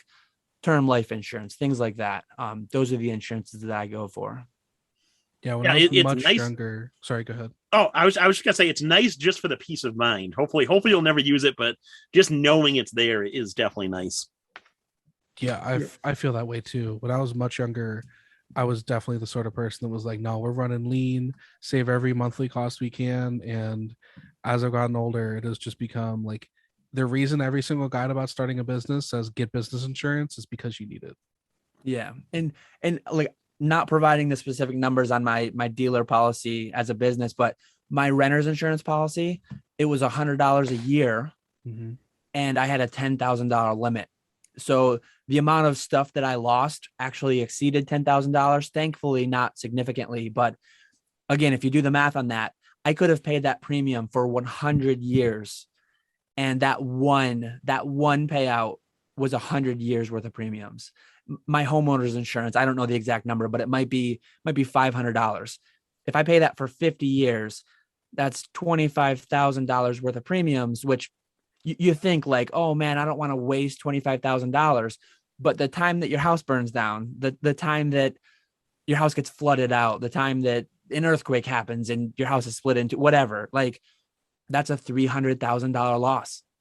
And you're insuring against that for a fraction of that over your lifetime. So yeah, that's definitely going to have follow-up videos and a follow-up guest to get deeper into that, because I think it's a very under-considered thing in our hobby from both the collector's side and the business side. If you talk to Will about it, I can't wait to watch that episode. Yeah. We intend to have him on at some point down the line for sure. You'll definitely see him this year. Dude is not only one of the nicest people I've met, he's also just like super knowledgeable. So he's going to throw some awesome information to your viewers. I'm really excited to talk about it. It might be something that like some amount of people are just like, YOLO, I'm doing my thing without it. But I'm really keen on chatting with him. Yeah, definitely. Yeah, that whole YOLO was me up until last year. Yeah. Yeah, especially your consignment thing. When you're dealing with other people's stuff, especially, it's magnified. It's that much more important. Yeah, definitely. Yeah, when I started working at Ludkins, it became pretty goddamn terrifying, like how expensive these packages get. Yeah, like very quickly. And luckily, insurance has never been an issue. From the second I walked into Ludkins, everything was always insured. But man, some of those like 500 card packages are unbelievably expensive. Oh yeah. I can believe it. So my next question comes from Robert P. He asked, my question is on binder cards. What condition binder cards do you collect for WotC or other vintage cards? Can you please use the PSA grading scale in comparison to what you collect? Reason for my question, I've only ever bought PSA graded cards and have recently decided to start a binder collection. I'm buying near mint cards off eBay mainly, and people's definition of near mint is used very loosely. That is definitely true. So for me personally, I'm probably not the best person to ask because I collected my WotC binder sets back when you could buy truly like mint condition sets for a fraction of what they're worth today. So that's what I did. I assembled all my WotC binders back in 2016, 2017, and I just recently broke those binder sets up to submit some of the cards into PSA for grading. And I submitted I think I've gotten back like 50 of the cards total so far. So I haven't submitted very many just yet. But a few of the cards that I submitted, like I did a first edition Dark Espeon that got a 10. Reverse Holo Legendary Collection Charizard got a 9, and then the starters in Reverse Holos got 10s. So my binder sets were really good, but binder sets, I broke those sets up to downgrade them because in my opinion, it was nice having those mint condition binder sets back in the day when cards were more affordable. But nowadays, where those cards are so expensive, it doesn't make sense to have them sitting in a binder where the only thing you're doing is you're looking at the front of the card. So for me, that's really the only important thing, is what the front looks like. If there's a couple of scratches on the front of the holo, that's fine for me. Whiteness on the back, that doesn't matter to me, within reason. But yeah, so I would say like for a binder, I would like to go for like PSA 6-ish range would be my ideal situation. But yeah, I definitely do agree with you on like near mint grading standards on eBay. There is a wide variety. Recommendation for that would be to try and buy from like trustworthy sources, people who are known to sell Pokemon cards. You'll probably get more accurate condition off of them versus someone who's just selling their childhood binder, really doesn't know the grading scale and whatnot. Yeah, for me, I think I have a slightly similar answer, which is I don't collect binder cards at all. Ever since I got back in the hobby, I've been a PSA 10 or bust guy, so I almost exclusively collect PSA 10s only. I only buy binder collections if they're complete sets. So I will buy complete sets, but most of the time I will break them up to grade them, and then I will refill those slots in with worse condition cards and then resell them. So I don't keep any binders. The only stuff I kind of keep is like WotC sealed promos and stuff like that. But yeah, I mean it's definitely apparent that people suck at conditioning their own cards. A running joke on my stream, like anytime we buy stuff from eBay and TCG Player, is just absolutely roasting the hell out of people that send me cards with indents or creases, and they're all supposed to be near mint. So I think that the best solution to that is I'm going to plug a little bit. The Pokemon TCG Trade subreddit is a really, really good place for getting cards that you know the condition of, just because of the way the rules are. You know, like you can ask for pictures of any card that you're buying. You really get to know who you're talking to, and you get to ask questions. Like I think that participating in places like that or Facebook groups are really the only way you're going to find like very, very minty cards. But again, like you're competing in those places. So I would say eBay is much more luck of the draw, but when you win, you usually win a lot harder on eBay. Yeah.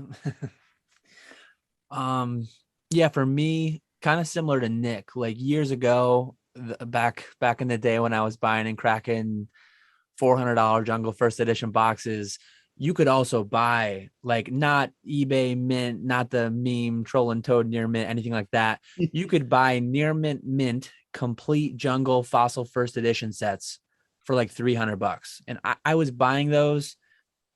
I put together a personal binder for myself. At that time, the sweet spot for value was like I'd put cards that were probably a 9 in my binder. If they had a shot at a 10, I wanted to grade them, get that extra margin. But similar to Nick, I kind of rated my binders during the whole mania, during the hype. There's some sets that I still haven't gotten to. I still need to rate them, a lot of the mid-era stuff. But as prices went up, like to me, having a binder on the desk in front of me, a couple feet away, my eyes aren't the greatest. If at arm's length, they look like really clean and nice. Like, give me a centered card, pretty centered, doesn't need to be crazy, but give me a pretty centered card with a pretty clean hollow, and I'm happy. I don't care what's going on in the back. And honestly, like I think to my Masaki binder set, they'd all be PSA 6s because they're all like mint cards with Masaki marks. Top right corner, bottom left corner. They got indents on the back that you can't see from the front. So the optimal card for me is a PSA 6 that is tiny indent, tiny little thing you can't see, but it looks beautiful in a binder because it's otherwise mint. So that's like the absolute sweet spot. If I could make my whole binder, that's just like premier value to me. And then, yeah, like back in the day, I also assembled, like I was always a PSA 9 collector selling off the majority of my PSA 10s, but now I'm getting more and more where like a lot of the PSA 9s are in the PWCC vault because the prices got so crazy. My inventory got so big, like space became an issue. I'm loving the whole binder thing. I need to get back to it. I need to go through and like optimize my binder more, find more of those PSA 6 mint cards, otherwise mint cards. You know, you reminded me of something, Dan, which when you mentioned those like $200 to $300 complete sets, I said that I used to flip those. So I'd pull out the gradable cards and then flip them. I used to sell complete hollow base sets for $150 per. Yep. And they I were can like, believe it. I they remember were like all lightly played too. I remember like pulling out the Charizards and going on TCG Player and buying a lightly played Charizard for like $40 and just flipping it on eBay. And looking back at that, it is wild to me that I used to do that. And that was like my bread and butter. I would flip like dozens of those things. We've come a long way. Yeah, it's crazy. Oh, yeah. Yep. So my next question comes from Celebi Collectibles. When it comes to low pop PSA 10 rare cards, especially older Japanese promos and such, how big of a percentage of the people who own them and invest in them do you think truly know all the ins and outs of the card they purchased? Sometimes it feels to me like there's people doing a full-time 80 hours per week investigation on sales, etc. And there's just a rich Timmy on the buyer side of a sale that clicked buy it now because of FOMO, wrong advice, or having too much money and wanting to show off on social media. And to add to that, does a record sale mean much to you in auction? Do you think the average buyer of auctions knows the true market price of a high-end item or even cares? So I guess just to tie in like a super recent, super big buy, Logan Paul bought that PSA 10 Illustrator for one of the people who spends 80 hours a week as a business, as a just really passionate hobbyist. Some of his wording around that Illustrator, the rarest card in the world, this and that, like people really deep into it know that there was 39 copies of that. People really deep into it know that there's a lot of different older Japanese promos, trophies that are actually rarer on a card number basis. I think some of the argument against that is like he made part of his claim on the Pop 1 PSA 10 side of it. So that's a little bit semantics. What exactly was he talking to when he said rarest? But it's a fairly broad question, and it's really hard to pin down an exact answer. I think that in general, the three of us making this podcast episode and the hundreds of people, maybe thousands of people consuming it, we are so much deeper into this than the average person and even some of the average high-end buyers, investors, people who are spending $400,000 in this day and age on a Charizard or a base first edition box or a PSA 10 Illustrator or a 97 Pika Trophy. I think oftentimes they're nowhere near as deep into this as us. Like we're in the 1 to 10th percentile on like just time into it, getting into all the nitty gritty details. And whereas the broader market and even some of the super high end buyers don't really know all the minor nuances maybe as much. Those are kind of my thoughts. I don't know what you think, Peter. So I'm kind of 50-50 on that, actually. I think that, there's kind of two categories in what you said, which is you have the more known, like, first edition graded base art. You have like the some of the trophy cards are more popular, the Pika Illustrator, stuff like that. I think that is more likely to have buyers that don't know the ins and outs of it. But there's still a ton of ancient stuff that just is expensive and isn't well known. And I think the problem with saying that, people getting those don't really know as much or they're not as deep in is that in order to get those cards, you need to do the research. Because like most of the high-end hobby is not public. Most of the high-end hobby is either private or like trades and stuff. So a lot of the time, like, we don't even see it. A lot of high-end cards trading hands, you have to know people and you have to talk to people to figure out what is going on. So I think that, yeah, it really depends on like which side of that you're on. But I actually tend to think that for more of the niche stuff, not the super popular stuff that's like completely out of reach, but the more like, $30,000 to $200,000 range, a lot of those guys are super in deep, and maybe they're not in deep into like the breadth of Pokemon like we are, but I think in terms of finding those certain cards and knowing the history and appreciating like the culture of it, they are very much into it, because in order to want those cards, in order to buy them, you kind of have to have that heavy research background. Oh, I forgot, there's the second part of the question. Are we doing that separately? Oh, yeah, I completely forgot about that. So maybe, yeah, if you want to go, Nick, on the first part, and then we'll go through on the second part. Yeah, I would agree with Peter. I think there's like similar to what he said. The stuff that's like out of reach for us normal people, 500,000 plus. I think that's a combination of people who are really passionate about the hobby, or just kind of the investors who are looking to buy the best of the best within all types of different collectibles, and Pokemon's just one of the collectibles that they're investing in. But just like what Peter said with the niche stuff, you really have to know what you're going after in order to purchase those types of cards. If you don't have that background knowledge, you're not going to be able to find those types of cards. So I definitely do think, for the most part, people who are buying high end cards, I do think they have like a genuine interest in the hobby and a good knowledge of the hobby. Maybe not as much as us, but I would imagine you'd have to have at least some type of interest to buy anything within the hobby, especially something that's going to cost you so much money.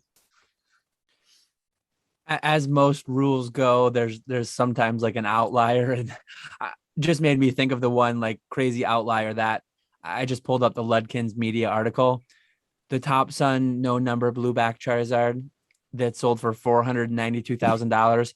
I have no idea who that sold to, but I feel as if they maybe didn't know as much. They weren't as deep into it. Maybe they were just an investor with a lot of money, because then they subsequently sold it for a $300,000 loss.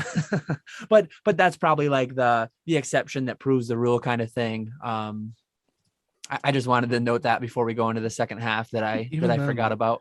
I just hear Charizard and I think Timmy, Yeah, exactly. Yeah, so the second half, thanks Peter for catching that. Sorry, Celebi. I was just struggling. I was like, okay, I answered the first half. What is the second half of the question? I don't even know if I remember it. Yeah, Celebi gives us, he's a regular, and he gives us some lengthy ones. So good stuff. So does a record sale mean much to you in auction? Do you think the average buyer of auctions knows the true market price of a high-end item or even cares? So past sales matter to me a lot.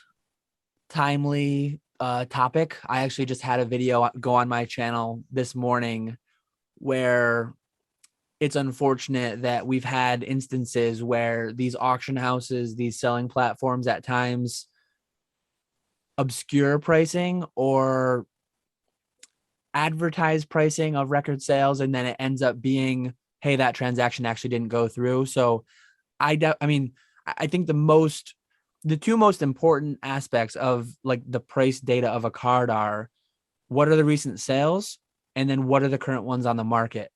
So like if you have a past sale at 100,000 and the cheapest one on the market, buy it now is 150, I can fairly confidently tell you that the market price is between 100 and 150. When the data is not really reliable, when we don't know if we can trust the data, it's tougher. With certain cards, like if you had asked me 6 months ago what a PSA 10 Illustrator was worth, at that point, like, well, Logan bought it maybe 9 months ago and then just announced it recently. He bought it back in July. Yeah, those uber high-end things are just truly, the value is what the buyer and seller agree upon. There's no real way. And that's when you're talking about number one Pikas, when you're talking about the Illustrator PSA 10. It's the second half of the question is tough. Do you think the average buyer of auctions knows the true market price or even cares? When you're talking about the really high-end stuff, they define the market price. Literally, the winning bidder of an auction by nature, I guess in a way, the second highest bidder might do more to define the market price because the highest bidder pays one increment over the second highest bidder, right? So not only do they know it or whether or not they care about it, they literally said it. So like I guess that's the way that I'll answer that side of it. Yeah, I think that there's really two ways to approach the question, which is the first is you can approach it from the discussion we just had, which is, which buyers are buying because they're Timmy investors or which are buying because, they're heavy into the hobby and they want something. I think that the other side of that is like, how does it affect the average viewer of like this podcast? Which is you want to be the in group. You want to be the type of buyer that, any buyer worth their salt is going to be looking at the spectrum of sales, current available copies, current trends. I think record sales oftentimes are just a benchmark. As you said, Dan, like, sometimes they advertise these sales. You see, oh my God, this just went for that much, but the sale didn't go through.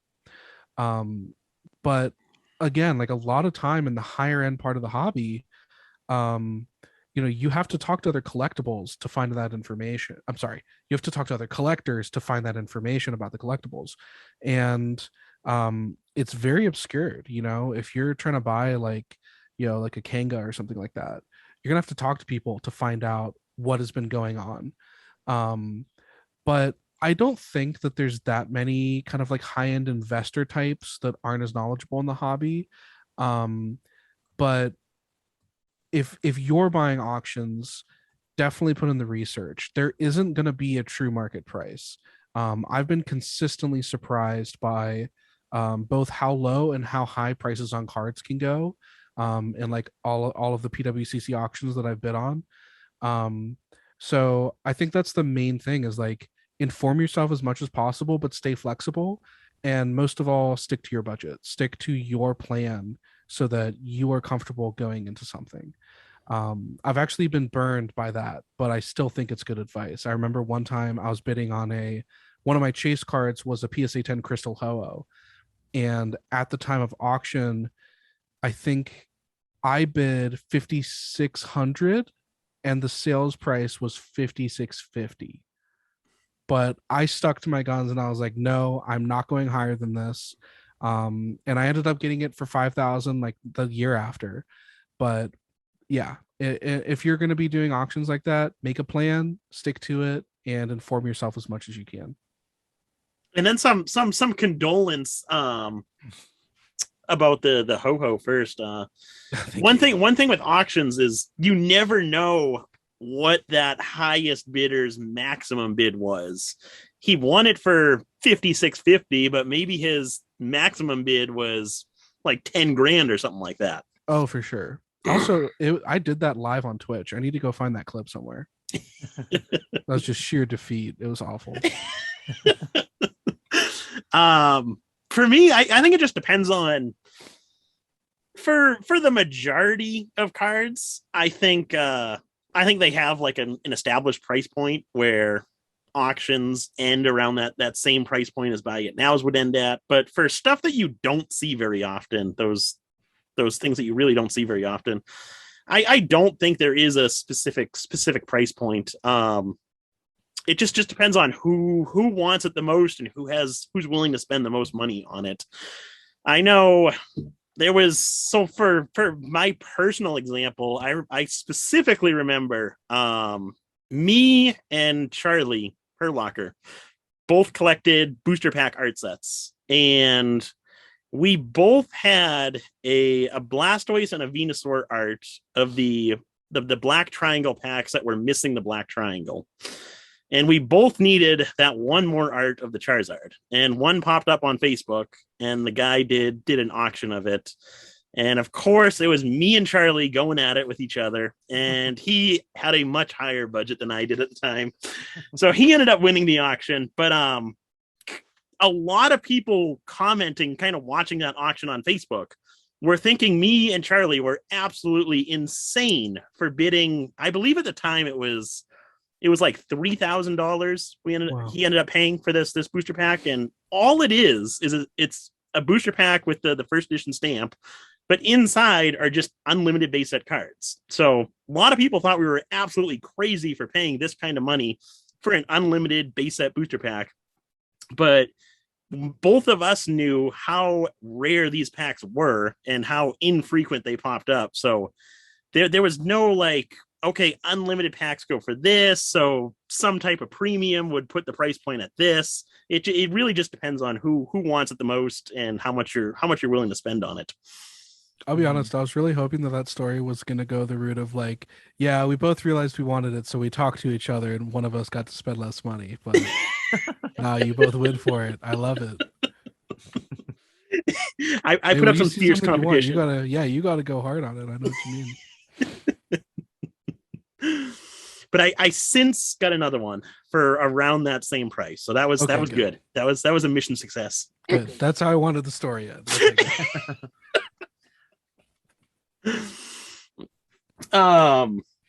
So my next question comes from let's see here. So Dark Lava Lizard.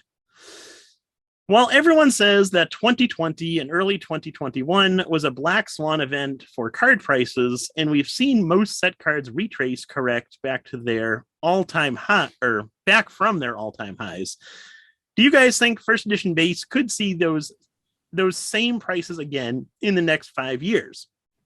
My reason for thinking this set specifically is because it seems like many sets spiked due to a shortage of supply and abundance of free cash in circulation. First edition base is already relatively fleshed out in the higher grades, and its pops and supply haven't skyrocketed like other WotC sets where they may never see those same prices again.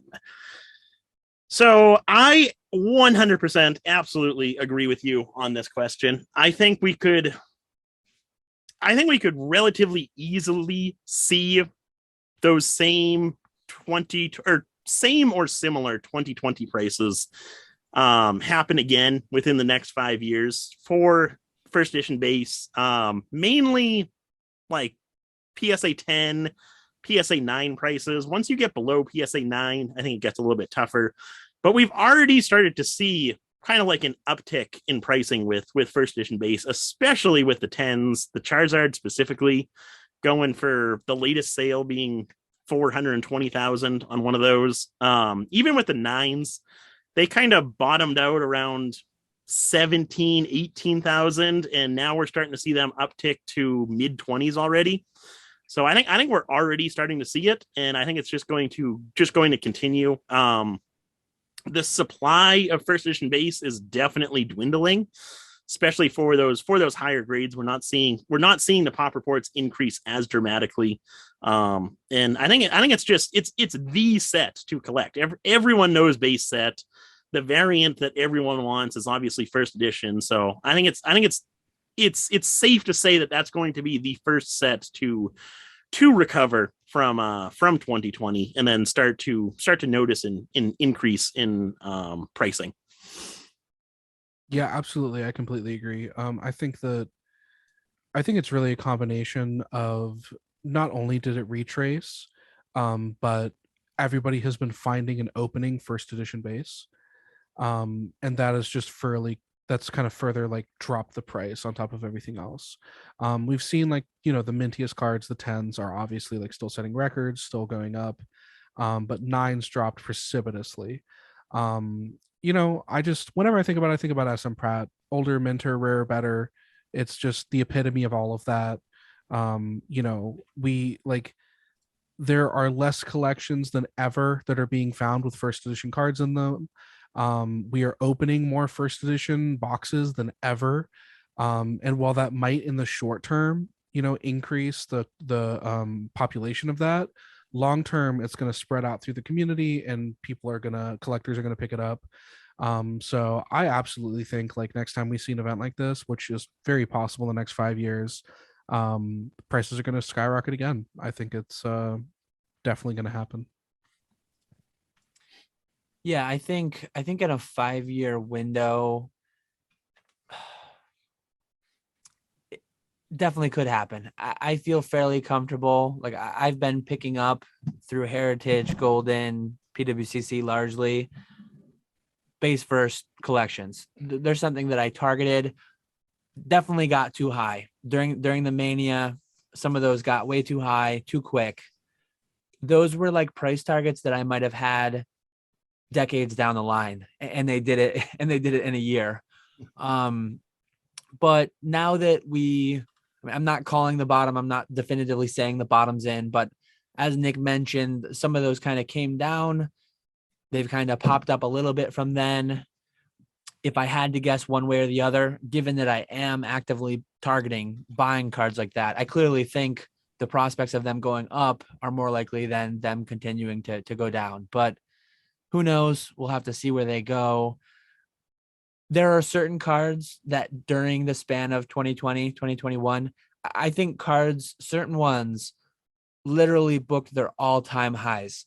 I think certain cards won't revisit the prices they saw 50 years from now. Cards included in that are not like first edition base. Like I don't think first edition base set all-time highs. I think some of the worst offenders were like PSA 10 commons and uncommons from some WotC sets, because Pokemon does have that weird thing. I've mentioned it many times. You mentioned older, rarer, minter, better. Base first definitely checks older and better, but rarer is a little bit more borderline. Like you mentioned, you come from Magic. One thing I really love about Magic, I've been getting into it a little bit lately from like a collector standpoint, not a business standpoint at all. The oldest sets are definitively like the best sets in many ways because they are rarer. Like I have an alpha uncommon right here that I picked up at auction. Alpha was printed less than beta, less than unlimited, less than the Four Horsemen sets. From there, like everything got printed more and more. Whereas Pokemon was kind of like the inverse out of the gate. Pokemon, if you print it, if you charted the printing of Pokemon over time, we're currently at like near record levels. We came out of the gate at near record levels, and there was kind of like a big lull in between Heart Gold, Soul Silver, Diamond, Pearl, Platinum. So that said, the demand for base first is just massive. Base first was like the rookie appearance of all these cards, right? The set. So in spite of its higher print run than like a Sky Ridge or an EX Deoxys or something like that, I really, really like first edition base, and I'm definitely heavily vested in inventory in that area because I feel confident in it. I also want to touch on, I think that, anybody who's been in the hobby for 5+ years, we've been through 2 rounds of this. When Pokemon Go came out, 2016, 2017, that was another huge moment of growth for Pokemon. And I think a lot of newer people did not live through that and don't know what it was like. I mean, cards used to be, we were talking about like $40-$50 base set Charizards. Cards used to be dirt cheap before that time. And we saw $60-$70 base Charizards were expensive. And then we saw it again. So I think living through both of those, it's very, very possible that we see it again the next 5 years. Yeah, definitely. So my next question comes from Poke Family Gaming. I've started selling on eBay and have begun getting some silly return requests. Is it better to just refund these for smaller dollar amounts, $30 or less, or try to fight it? For example, my most recent one is for 3 mini binders. They opened all the packs and then claimed that the cards were not mini. Just take it as a loss, or can I stand my ground? Everyone needs to set their own threshold for this. As I've progressed through over a decade of selling on eBay, 8 years of that being Pokemon, my number has varied. I don't know that I want to say my specific number today because not that I think any of our listeners would fall into this category. But if you tell someone, oh, anything under X dollar amount, I just auto refund, and well, then they can go buy something under that. They can claim some issue and know that they're going to get it for free, no hassle. So yeah, I think everyone, though, within reason, needs to set their own number. Like, how much do you value your time? Are you going to spend an hour on the phone with eBay customer service trying to battle over a $10 card? Are you going to risk a negative feedback on your account over a $5 or $10 card? Generally, eBay leans towards the buyer protection side. Seller protection does exist, and I have utilized it from time to time. But especially on like really low price things, eBay will just say, they'll tell you it's a cost of doing business, and they'll side with the buyer. So set your own numbers and value your sanity and value your time. Utilize the block list too, because I've not like hit my limit on it, and I dread the day that I do, but I have an extensive block list because problem buyers likely will be repeat offenders down the line. So just my personal thing is, like, if it's a small amount, take the L, refund it, move on, block them, and then go about your day. That's my strategy. No, I think you summed it up pretty perfectly. It's really about what your time is worth. I think most people undervalue their own time, even if it's from a perspective of like, if you're working for $10 an hour, your time is still worth more than $10 an hour, especially if you're selling on eBay. I always accept returns because at the point that I'm at, it is almost never worth my time. I'd say like 99% of my eBay sales are under $200-$300, and even then, any of that time spent dealing with eBay on the phone, dealing with the customer, putting thoughts to it, worrying about it, even the anxiety, like the emotional response, is not worth my time in any way. So I just accept like every single return these days.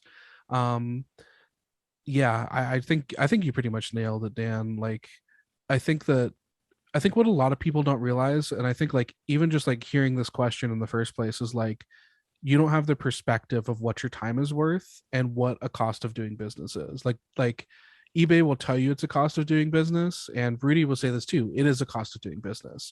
You have to factor in a percentage of sales and a percentage of profit that is literally just going to be eaten by returns, people scamming you, just like any negative externalities. So my advice is value your time as much as possible. And if it is just returns, I usually like to do returns because sometimes they will just give you the thing back and there's no issue. You're out like the shipping cost, and then you just relist it. Yeah, I would agree. So I'll just agree with what you guys said. One thing that I've been thinking of lately is, so top rated seller on eBay, or top rated plus seller on eBay, you get that little, it's like a little blue icon next to all of your listings. And in order to get that little blue icon, you do have to offer free returns. Or no, not free returns, but you have to offer 30-day returns. Yeah. You can have it set up so they pay the return shipping. But basically, any reason the buyer wants to return an item, they can do that. And so lately, I've been getting more return requests from buyers, and it's super, super aggravating. So I've been debating on whether to not accept returns or to keep that, and it's just something that's it's always gonna aggravate you. But in the long run, it is just a cost of doing business, like you guys said. But in the specific example that you gave with where it was some mini album, and the person opened the packs and the cards weren't mini or whatever. In a case like that, I would actually fight that one, because the item's not going to be as described, or the item that they return isn't going to be the item that you shipped out. So in that case, in something like blatantly obvious like that, I would fight that one, just because you have a higher percentage chance of winning it. But if it was something like the condition doesn't match the description, or I don't agree with the PSA grade, or something like that, just auto refund, have them return it, whatever. That is one thing that I always do, just because I hate those types of buyers that ask for refunds, ask for returns, and all of that.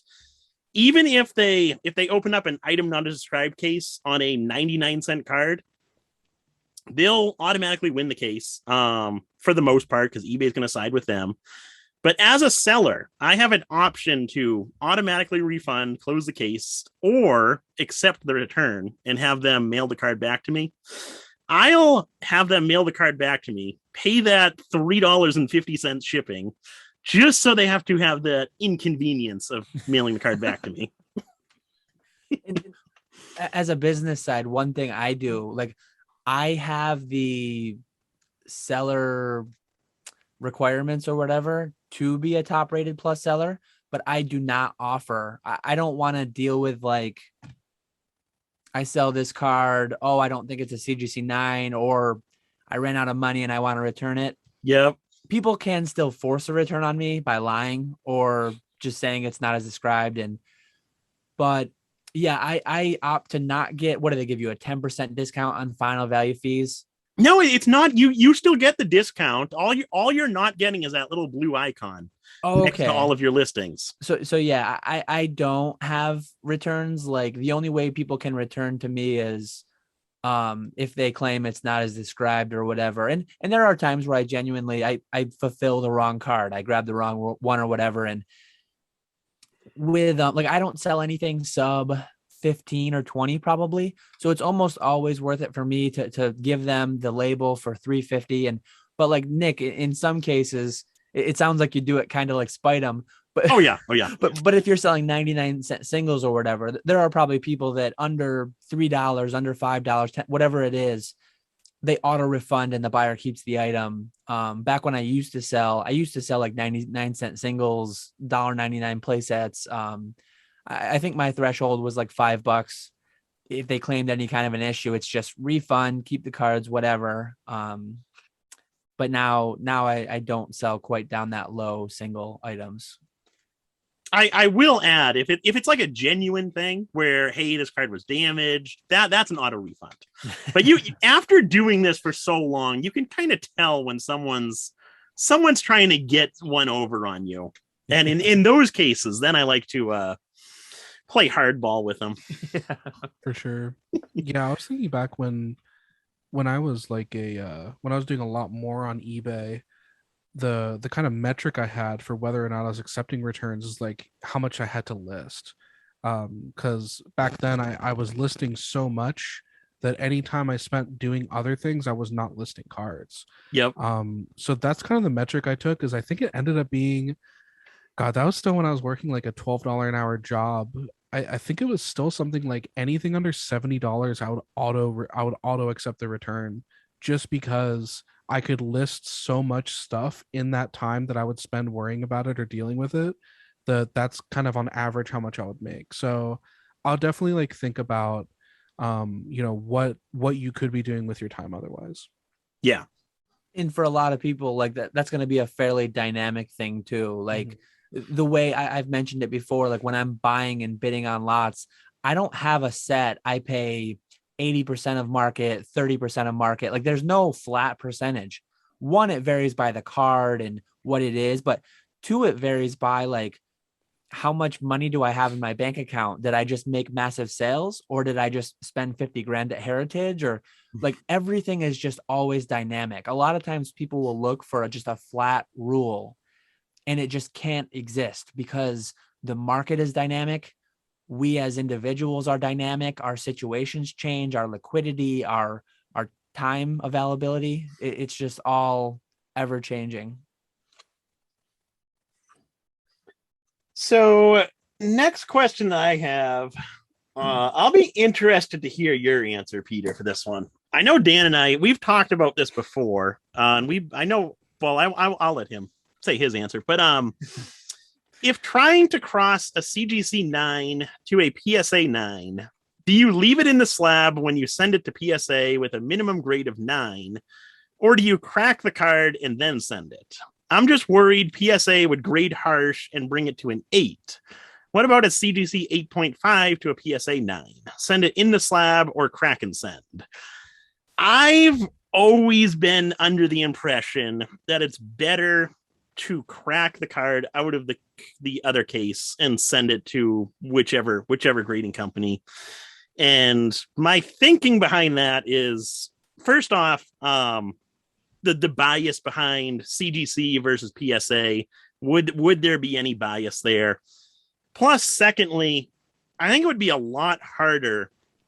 So if I had a CGC card submitted to PSA, I think it would be a lot harder for that PSA grader to be looking at the card and say, okay, so say it's an 8.5, the person sends it in, minimum grade of 9. So PSA grader's looking at it. Okay, I think it's going to be a 9. It looks like a 9, but you're looking at it through the plastic. And then I think it's a lot harder for that grader to say, yep, it's definitely a 9. Let's crack it out now, and put it in a PSA case. Versus when you have the raw card, there's not that competing company's label, and then you're looking at the actual card without any type of obstruction. So I would recommend to always crack versus do as a review. Yeah, you hit on the nail, Nick. It's I think it's pros and cons in the sense that if you were sending it into crossover, it's a lot safer, but it's more expensive in the sense that crossover is a special service. You're paying more in shipping. Usually you're paying more just for the service itself. But if you crack it, it's a lot more dangerous to do so. Now, from experience, I will say crossing over is not usually going to work out for you. And of course, it's anecdotally, right? But in the years that I've been grading with PSA and CGC, most crossovers do not do well. I can't really give you specifics, right? It's just not the sort of thing that I can, pull up. But I will say, like, I almost never see cards go above the other company's grade. So I agree with you completely. If you want to cross over cards, in my personal opinion, you should always break them out. And what I want that I don't want a reference point. I want them looking at the raw card specifically, and that's it. Mm-hmm. Yeah, no bias there. Nope. that could be present. And no, as Nick mentioned, there's a bit of obfuscation in reviewing the card in the case. And the new grading company, whoever you're crossing to, the worst thing they can do as far as like a customer service, customer satisfaction thing, if I send this to a PSA with a PSA 9 minimum grade, I'm going to be most upset if they return to me a raw card. I'm going to be really unhappy with them. if they return to me a CGC 9 and they say, hey, this didn't meet the minimum PSA 9, it's not going to be my favorite thing. But like the worst thing they can do is they can look it over and say like, yep, this feels and looks like it meets the PSA 9 requirements. So we're going to crack it. And then they see something, oh, we missed it. I think that's a really rare thing. But in certain instances, if it's really borderline, I think they'll shy towards leaving it in the case because, well, one, they're getting the same amount of money anyways. And then two, like they don't run the risk of that scenario where I'm really unhappy because now I've got a raw card. Why did you guys crack it? And then similarly, like this one's a 9+. There's no like 8.5 subgrade. But if there is, theoretically, okay, well, CGC gave it an 8.5 corners. Let me see. Oh yeah, like it zones them in on the imperfections, and it just like increases the likelihood that they're going to really see something. And then there's like the kind of a tinfoil hat thing or whatever, but like an ego thing. Oh, that's a CGC 8.5. We're not going to give that a 9. We're better than CGC, whether or not that exists, whatever, but always crack it out. There is that like high profile situation, which I think there's like tinfoil hat conspiracies behind it, but Gary sent in multiple PSA 10 first edition Charizards to BGS with intent to get the BGS 10 pristine. All of them failed that he had sent, including the one that Logan ultimately bought. The story is that Logan cracked that card and sent it out. Some people claim conspiracy and all that, but I think that's a genuinely plausible scenario because what are the chances BGS is going to risk cracking out that, I don't know what it was worth at the time, but that card of Gary's worth 50 grand or whatever it was. And then potentially like, I legitimately don't think looking at the card through PSA plastic even gives a grader the resolution needed to validate whether the card is a BGS 10. So like, it's not even a matter of like, they just literally don't have the ability to see it well enough to determine what, cause like CGC cases are a lot more clear, but PSA cases, especially if they're an older one, it's a little bit scuffed up. Is that on the card or is that the case? Like, how are they meant to grade a card through a case? Mm-hmm. I completely agree with you. I was going to go back and correct myself. I'm so glad that you added that. Yeah, it is a possibility that when you send it in, they crack it out of the case and they look at it and they go, oh, this doesn't meet the standards. And sometimes it's not even the case that it's close. Sometimes they crack it out and they're like, oh, wow, there's something wrong with this card. Mm-hmm. I actually, very early on, I used to do condition checks for graded cards for crossover.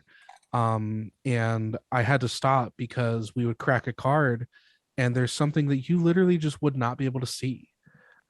Especially around the edges. You'd be surprised how close like the slabs are to the edges of certain cards. You'll just not be able to see certain things that are wrong with it. So I'm very glad you brought that up because people should be very wary of that. Yeah.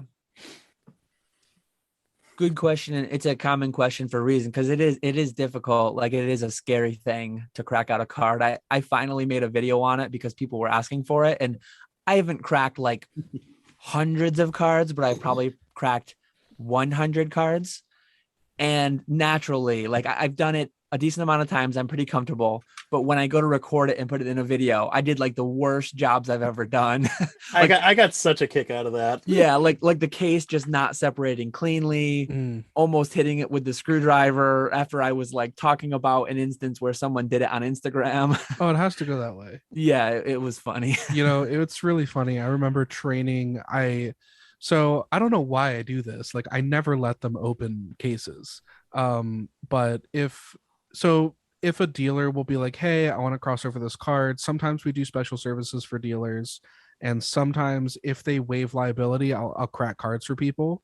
And I remember I was like training one of my employees. I was just showing him how to do it. I didn't want him to do it.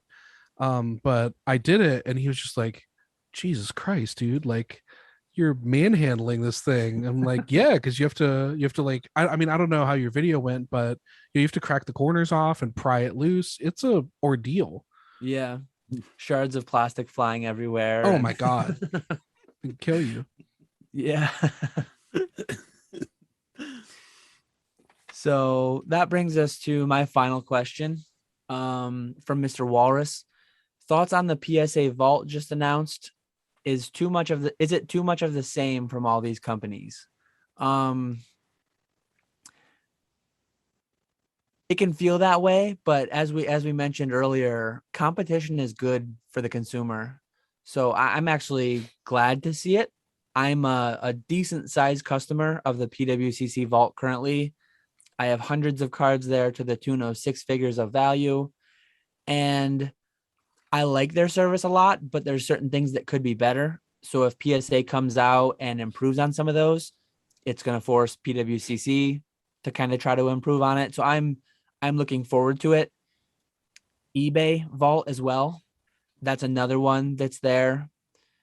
So I'm really looking forward to it. In a way, though, like I do this as a business. So all these different vaults, all these different selling platforms, and it almost works to give me an advantage in some regards. Like if things get spread really thin, the average collector, the average like hobbyist might not have the time to browse eBay, Golden, Heritage, look at the PWCC Vault, look at the upcoming PSA Golden Vault. I kind of do have more of that time. So I can do some platform arbitrage, pick up cheaper deals here and there. And so I guess maybe part of my positivity towards it might have to do with like, it might work to my advantage a little bit, but I also do think that like the general consumer will be advantaged by the fact that there's just another competitor, generally works to drive down prices and to drive up like the service, drive up the features and the positives of the service. Nick, you on my screen, you threw around our order. Sorry for confusing you. Yeah, I think in terms of PSA Vault, the feature set is going to be the determining factor for me. I will say they are very uniquely positioned to put a massive dent in that particular part of the industry. Mostly just because PSA is the premier grading company. No hate to CGC, but PSA has been around for so long, and they were there when it exploded.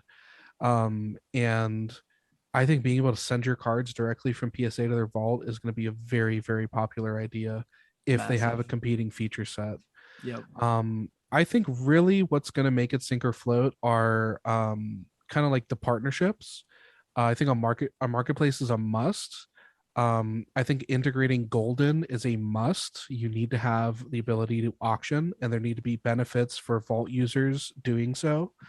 And I also think it's going to turn a lot more people onto the set registry. If they can build the set registry into the vault, I think they've been trying to make the set registry a thing for a long time. And I know there are people who use it, but I think that this may be a turning point for them in that endeavor. So I'm excited. As you said, more competition is always good. I am also a user of PWCC Vault, though interestingly, I don't use it for business purposes. I use it explicitly for my personal collection. And I'm pretty happy with it. I think the main complaint I have is the valuations they give to cards I don't always agree with. So I find myself having to change those valuations to purchase prices pretty often. But other than that, I do like the feature set they have. So if PSA is able to launch by looking at all of these other vault services and just grabbing everything from them, I think that they could really, really put a dent in the industry. And Yeah, go ahead. Before I forget, just to add on to the whole registry thing, I've heard speculation that they may tie the registry to like some of these lottery submissions as they open the lower tiers. Like they really have advantages being the one grading the cards. If they can become the platform you sell it on. There's certain like monopoly type concerns and one company owning too much of the whole process from start to finish, but it definitely will be interesting to see how that all interacts with potentially getting access to cheaper submission services sooner. And if people don't know, Collectors Universe owns Golden Auction, so Yep. that's why, I mean, the partnership's baked in. Yep. Yeah. Sorry, Nick, to cut you off. I just didn't want to forget that little tie into Peter's part. Oh, you're good. Don't worry about it. I don't use any vault services, and I can't imagine a time where I would. Just because I like to be able to hold the cards and see the cards when I want to. So for me, that's really not appealing, but I can definitely see the benefit of PSA offering a vault. I think it's a genius move on their part, because they're going to be able to grade the cards, send them directly to their vault after grading cards, and then hopefully, like you said, Peter, I think it's a must that they have to integrate the vault with Golden, so they can then in turn sell the cards on your behalf as well. So that they're really controlling the whole market in that regard. They're grading the cards, they're storing the cards, and then they're selling the cards on your behalf. I think it'll give PWCC a good run for their money. I'm excited to see what kind of changes come of it in order to improve us collectors' lives. So that's always good. The one that I'm more excited about is the eBay vault. I'm really excited to see what comes of that. I think that's going to be, that could either be a really bad mistake or something that's really, really good, in terms of getting the PWCC auctions back onto eBay in their own type of platform. I think that's something that's missing in the market now, and I think that's something that eBay could really capitalize on, by offering a vault service where they sell cards on eBay for you. But it'll be interesting to see what comes of all these different vault services. And while there are multiple different options now, I think it's always good for us collectors to have those different options, and for these companies to be competing for our business. It's going to be very interesting to see the dichotomy of eBay Vault versus PSA Vault in terms of user base, because I think you're going to see a lot more people like us using the PSA Vault, in terms of, we're sending hundreds of cards there, and maybe we just want them all digitized immediately. Mm-hmm. Whereas I think that eBay is really going to be able to kind of capitalize on the more casual parts of the market, where people that may just buy a few slabs here or there, if they can kind of incentivize those people to hop on, I think it's going to be kind of crazy if they can really implement it into the platform where you're just buying cards and sending it directly to the vault, and then when other people buy it, it just changes hands digitally, and that's it. Yep. It's going to be fascinating to see how those things interact, and I'm kind of surprised because I really thought that eBay and PSA had a strong partnership, in certain ways. Though I guess I should have seen, when eBay partnered with CGC on the authentication stuff. It's very interesting all the directions these different companies are going. Yeah, massive things are happening in the hobby right now. And just to try to think, where are we going to be a year from now, 2 years, 5, 20 years from now? Who knows? But I'm so excited to find out. Oh yeah. No, we're in for an exciting ride for sure. So my last question as well, comes from Julia, asking, do you know if PSA is harsh on the sort of extremely obvious and visible print lines that are really common in, for example, Legendary Collection reverse hollows and the Delta species hollows and reverse hollows? Is it worth it trying to grade EX era stamped reverse hollows with those print lines if they are otherwise really clean and of popular Pokemon? So I've never been one to really scrutinize a card for pre-grading. For the most part, if it's in my grading pile, I think it's going to be a 9+, and I'll send it off to PSA. So I don't really focus on this card has a print line, maybe I won't send it off, because I always think that if it's something that's so like a print line is going to affect a PSA 10 grade. It might not get that PSA 10 grade with the print line. I know notoriously the T17, Slow King, stuff like that from Neo Genesis was notorious for print lines, and that's why there's such low pop, is because the vast majority of the 10s in the pop don't have any of those print lines, and those cards are nearly impossible to find without any print lines. But even if the card does have a print line and is otherwise a perfect card, it'll still grade a 9, which I think is still worth submitting. So I would say to still submit those types of cards, even if they do have print lines. Just understand that they're probably not going to get the PSA 10, but if there's no other type of damage on the card, it'll probably get a PSA 9, and you're still probably going to benefit from that. Yeah, Nick is completely right. Print lines you're almost never going to get a 10 on. They're so obvious that like the graders are just going to immediately see them and downgrade it to a 9. But they're not harsh on them. I think if you're hitting like 3 or 4 print lines, you might start to edge into 8 territory. But with the specific set you're talking about, like Legendary Collection Reverse, Delta Species, that sort of well, those are kind of a few years apart, but those specifically, you're not going to see the sorts of print lines that are going to get you harsh grades. Most of those are surface print lines that are just going to impact the surface wear condition of the card. The other forms of print lines that I would kind of warn of are usually like the old school shining cards, where the way that they printed those kind of like impacted the cardboard with the hollow. So for example, like Shining Tyranitar, I've seen that card get a 6 because of the way that the back of the card shows the indent of the holographic through it. So you need to be more careful with sets like that. But no, if the 9s are netting you a profit or they're a card that you want, I think that you're completely good to submit if they're otherwise in good condition. Yeah, I think you guys covered it pretty well.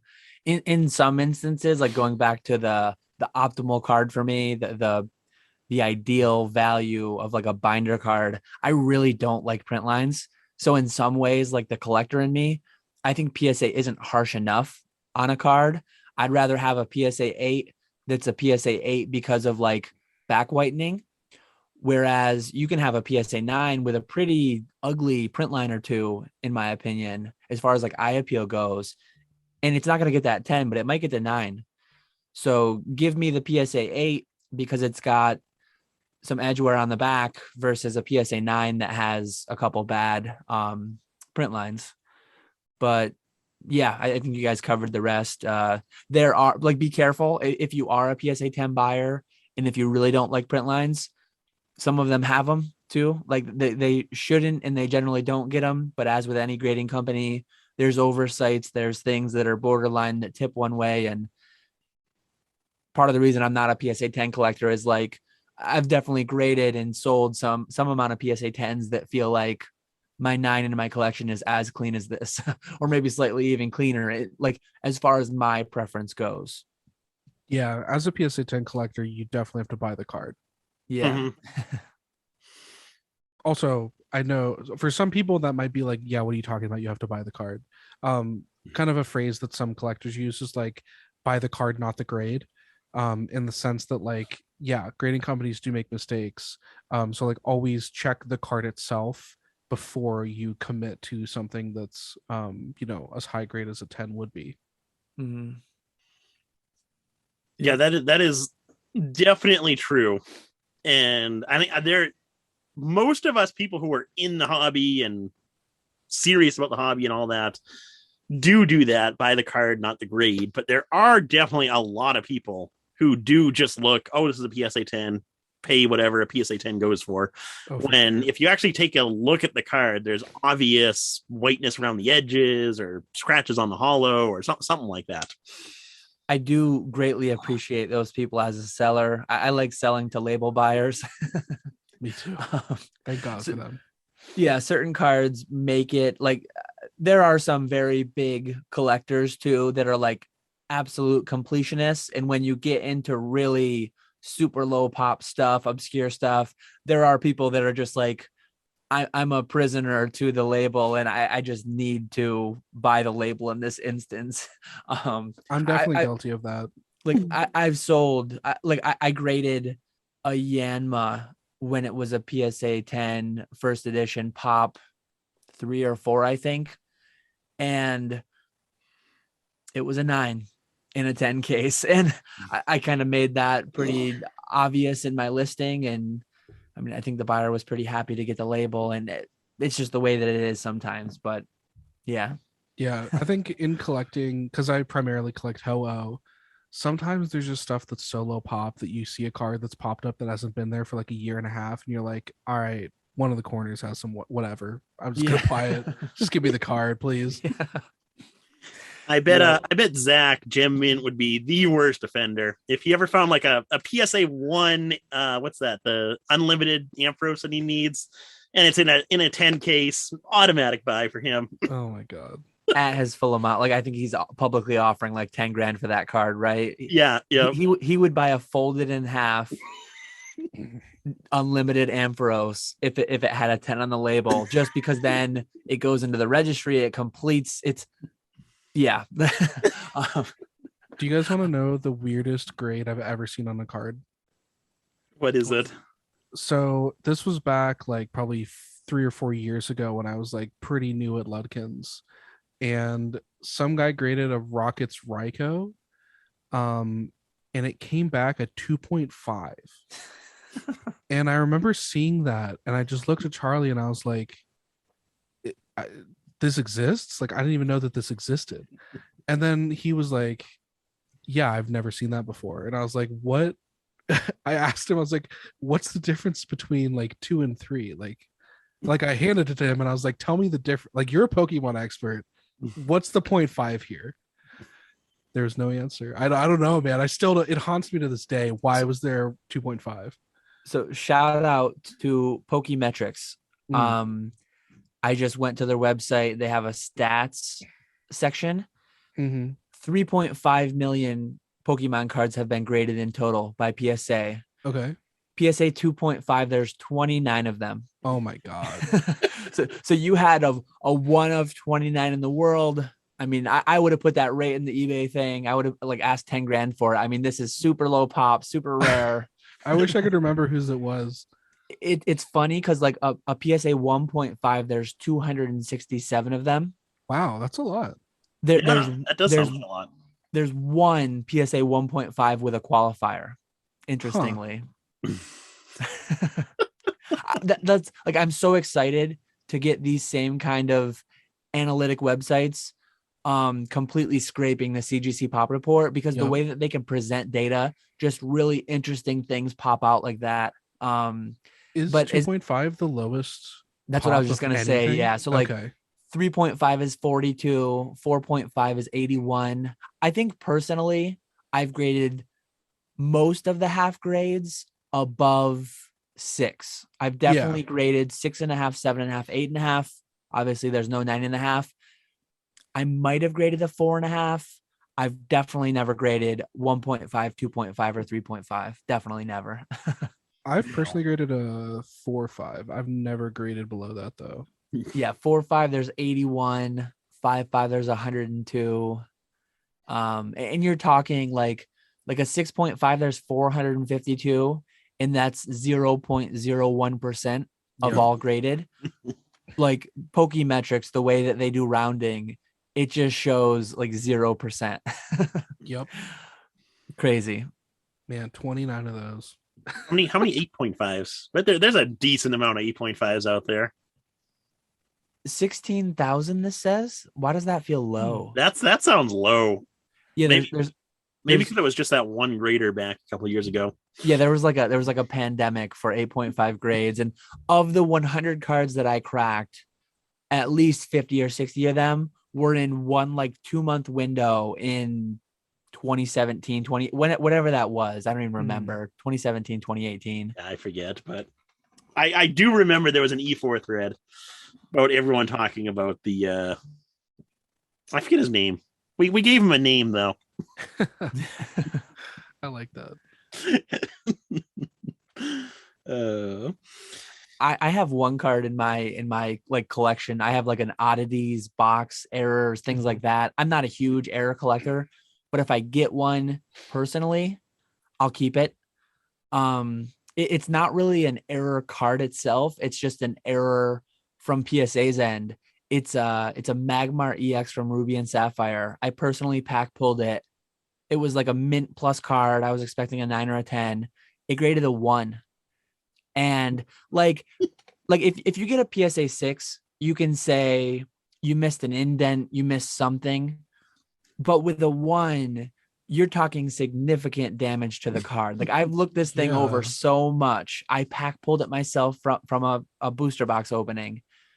This thing, I think they meant to give it a 10 and they just like forgot to hit 0 or something. So like I could recase it and I could sell it for a few $100, whatever that card goes for in PSA 10. I just keep it as kind of like a novelty, kind of an interesting thing. You know what's wild to me is that 2 people had to sign off on that. Yeah, it's weird. Yeah. Both of them were like, yeah, it's a 1. Yeah. Or one of them was just like, I don't know if this guy is smoking, but hell, let's do it. I'm in. It was towards the end of the day on a Friday. Mm-hmm. That's awesome. But yeah, that brings us to the end of our questions on our first PokeFlipz podcast, now named for year 2. I don't know if you guys have any other. What are we? 2.5 hours in? 2.5 hours in. I mean, I've got a little time if you guys have any pressing topics that you want to bring up. I know we briefly touched on the CGC Pop report, as we do always. Like we use the Q&A to guide our conversation for the night. We kind of like veer around and touch on things as we go through them. But I don't know if either of you two have anything you want to bring to continue conversation or whatever you guys want to talk about. Yeah, we touched on pretty much. I would definitely want to talk about the CGC Pop report and then Logan Paul's Illustrator purchase, but we touched on both of those. Yeah, they naturally work their way into the conversation. I mean, how could they not? As I mentioned fairly extensively, like I definitely plan in the coming weeks to do a deeper dive into the CGC Pop report. I've only done about 10 or 20 minutes so far. But I did see the Pokemetrics that I pulled up to see how many 2.5s there were graded. That's run by Pichu Fan. He goes by on Instagram and in E4 for anyone familiar. He is actively, like I'm in a Discord with him. He's actively compiling the data and he did an Instagram post earlier today. Shout out to him. Shout out to Pokemetrics because he's actively working on getting that all brought into Pokemetrics. So I'm very exciting. Super excited for that. Yeah. And then Gem Rate as well. I talk to them on Instagram here and there. They do like a daily Instagram story showing PSA graded this many, CGC graded this many, or sorry, CSG, BGS. And I messaged them like 5 minutes after I saw the Pop report was coming out and they're like, yep, we'll be on it when we can get to it. So super excited. One thing, while we have you, Peter, mm-hmm. Do you think CGC has loosened up a little bit on their grades? That's another kind of hot topic going around lately. Yeah, I definitely think they have. I've just been seeing the returns. I've seen more 10s in the past month than I have in like the entirety of the rest of grading CGC. Yeah. Which I think is good. I think it's a really, really good thing. I've definitely heard more buzz around it too. I think it's creating, I think some people are like, oh, like, you know, why would they change this far in? But I think a lot more people are just excited to get 10s back. Yeah. I don't know, you know, it's hard because I feel like everything I talk about is anecdotal, despite the fact that I'm grading like, you know, hundreds of thousands of cards. But you know, I know that we're getting way more 10s back. I personally just got an order back of I submitted like I think 400 or 500 fire red leaf green reverses. and got a pretty significant portion of them back as 10s. I think I got Sweet. like 40 or 50 10s, which is way more than I expected. Nice. Yeah, no perfects, unfortunately. But some really cool stuff. Something really cool about that I actually found out is there's error cards from that set. I didn't know that it was an error, but apparently a bunch of the cards, the reverse holo was printed upside down.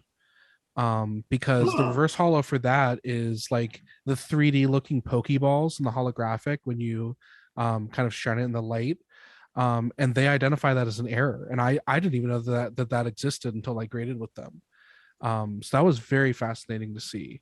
But I guarantee you they're pop ones. I got some error reverse holo pristine 10 fire red leaf green cards, and I'm very, very excited to add them to my collection. Yeah, definitely. Yeah, I told myself I recently did a YouTube video going over a recent CGC return, and it was all just WotC first edition commons and uncommons, and it was like 8.5 after 8.5. So I recorded that video and said, I am done with CGC. But then all these people posted about CGC creating a little bit easier, their bulk turnaround times being 50 or whatever days. So I did just recently send another small batch of mainly like the Celebration Classic Collection cards into CGC, and I'm really curious to see how those come back, because I spent a good bit of time looking over them now that I kind of know the CGC grading scale a little bit. So hopefully I'll do a little bit better, because as a company I absolutely love CGC, but their grading scale from what I've gotten back so far is just brutal. So yeah, I do really hope that's a thing. Too. Yeah, it just feels awful. It's something I've definitely heard from customers of just like kind of like the 8.5 grind, where you just get all these 8.5s back, and it's so borderline depending on what you submit. Like any modern 8.5 is basically worthless. Yeah. Like at that point you're selling to get your money back. Yeah. So I don't know the internal process. I'm guessing that feedback was heard somewhere along the way, and they decided to kind of change up how they were going about it. And it's interesting because I think that it's a good change. Like I really do think that it was an important change to make, and I'm interested to see how it's going to affect crossover and regrading. I think that there's a lot of people with old school cards that are going to be sending them back in to try to hit slightly higher grades, but we'll see. Yep. Yeah, it's really interesting too, because like recently in the news there was the whole CSG announcement, kind of like a sister company to CGC, both under the broader umbrella. Yeah. I forget CCG. What's the broader umbrella? I think the parent company is CCG. Okay. Yeah, they do like coins and cards, sports, non-sports. They do a lot of different things. Paper money. Well, the parent company I think is just a holding company, and then they have like 10 different companies for all that different stuff. But it's interesting the fact that like CSG publicly made an announcement formally. They're like changing things up. They're actually going as far as like change their label and all that. Really? Cards can like, so they're going from their current, I think it's like a green label, to more of like it's like a black kind of cleaner looking, just differently organizing the information. But if you have one of their old ones, like this is a CGC card, not a CSG, but if you have one of their old ones, you can send it in, and for $5, so like a reduced fee, I think you have like a 2 or 3 month grace period to do that, but you can send it in and you can re-encapsulate it. New label, new slightly changed grading scale too. Like I think they basically said we're going to grade things a little bit easier. And they took really away certain. They actually did away with subgrades altogether. They said something about Yep. So few people were using them, 20% or less, I believe, were using them, and they just said like, so few people are using them. They take us so much time. It's just not like we're gonna. Uniformity. We're going to go for no subgrades. So those graders are breathing a sigh of relief right now. Yeah, I'm really, really interested to see if CGC formally does anything along those lines, or if they don't. Be really, really curious to see what happens there. I'll be honest, I don't see subgrades going away for CGC just because, while I get a lot of bulk without subgrades, there is a significant number of cards that are submitted with subgrades. People really, really like them. I like them. I think that they're definitely worth it for anything above like economy. But I can't see CGC cards getting rid of them. I just don't I'd be see it. surprised though if more than 20% of cards overall get subgrades, and that was the number that CSG basically said only 20% are getting them, so we're not going to do them anymore. Like, I don't know what CGC's number is, but I'd be shocked if it was higher than 20%. Yeah, I think before the price change, it definitely was higher than that. Oh yeah. Post price change, I'm not sure though, but I think that might affect things differently as well. Because I'm assuming that CSG is talking from the entirety of submission, that it's less than 20%. So I'm not sure what it looks like with CGC trading cards right now. Yeah, it'll be interesting to see if they do anything like that, or if they just kind of keep doing what they're doing. They've seemed kind of not like they want to change the label though. I know that they did center the grading finally. That was a much needed change. I know so many people were like big on that. I did not care at all. Like, it was that bothers me so much. It was kind of annoying. It was kind of funny though, like getting an 8 centering, 9 centering on a card, and it's like, I'm gonna send them back a grade on their grade centering. I think like they should have lined it up. I think if you got like an 8 on the centering, the grade should be off. Yeah. I think you need to have good centering on the card to get the grade centered. Yeah. If you get like a 6 edges on the card, they just like scuff up the edges of the label. Yeah. No, they actually, that iteration was really good though. I think they made the label look even cleaner. I was pretty happy with that change. I'm a person who vastly prefers like the CGC label and case all together. I strongly prefer the presentation. I agree. Just like strongly prefer it to PSA's label and case. I mean, I like PSA's label and case. I just think the problem for me is like anything past a certain character limit it looks bad. Ferocious. Really bad. They're abbreviations. the character limit for CGC cards is like, it's crazy how far you have to go to make it like even borderline unreadable. Yeah. But with some PSA cards, it's like, I don't even know what this is. Oh God, really? I think really like bad. what was that one promo? It was like one of the Hidden Fates, like Ultra Ball collection promos, premium collection promos. Yeah. And the whole string is just like abbreviated with periods, and you just don't. It doesn't even say anything. Yeah. I don't think I have anything within arm's reach that's really bad.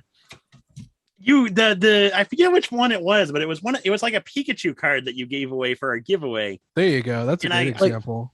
Yeah, it's not nearly as bad as it can get, but like Shining Legends Super Premium Collection, SL, SPR, Prem, Kal. I mean, I will say when PSA can fit everything, it is very clean. But I don't know. I think CGC, I know it's like, it's very personal. I think CGC did a great job. CGC, the new labels also have that little holographic, kind of like that blue highlight on it that I really like. Yeah, I love that. And I don't think that was there before, right? Not that I remember. It's like around the edge, I think. Yeah. No, it's very clean. I don't think I have any super recent CGC ones within arm's reach. I guess along the same lines, though, as Nick's question to you, I guess I'll ask you. So CGC, you're kind of in agreement with the general consensus that they seem to have loosened up standards. What do you think about the whole 0 cert, 2 cert, 4 cert PSA thing? Has PSA been generally static in their grading standards throughout time, or did they really tighten up and were they grading harder during the 4 cert era? We're currently, depending on the service level, they're currently issuing cards in either the 5 or the 6 cert. So like, what's your general take on all that? I think the PSA is a lot harder to pin down But I've also condition checked significantly more cards for PSA, just because I've been doing condition checks for them for like 4 or 5 years. I will say, the CGC change was very noticeable in the sense that, when I'm looking through cards for returns, if it's a 10, it's gold. So I know immediately if that's there. For PSA, I don't really get the same sort of, I'm not really registering grades as much, mostly because of the way that we have to kind of balance looking through certain numbers quickly enough to get returns back in a reasonable time. But in terms of condition checking, I don't know how many cards I've condition checked, probably 6 figures worth of now. PSA has been pretty on point for most of their history. I really don't think I've seen any significant period of months where like things were off or too easy or just like crazy. I think for the most part, they've stayed relatively consistent. I think that a lot of what you see posted is exceptions in terms of like a grader. I will say, I think volatility has slightly increased during the hiring craze. So I have seen more aberrant grades, but that's more in the sense that like, I'll be going through my condition checks, and then it'll grade like 2 or 3 grades differently, like higher or lower, and I'm like, whoa, what's going on with this one card? But overall, PSA is pretty consistent, and the reason I know that is because I check my condition checks. I don't do it anymore just because I think that you hit like 90-95% accuracy and you just stop caring. Like if you're hitting 95% of the cards, it really doesn't matter. That's kind of the threshold.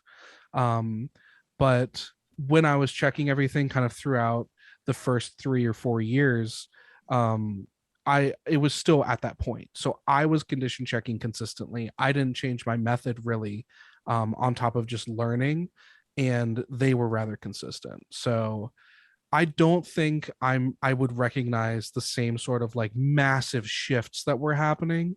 And the only place that I would say that might have occurred is in like very early stuff. But that's harder to pin down because so much of that is anecdotal, and we still don't have a lot of cards back from the past year and a half. So you also have to keep in mind that like the cards we're getting back now are from a very long time ago. So back when the return time was like 3 to 6 months, it was kind of easier to pin down like what does this time period look like. But the fact that you guys are telling me like 4 versus 5 versus 6, that's millions of cards in differences. Yeah, some people have this really like set hierarchy.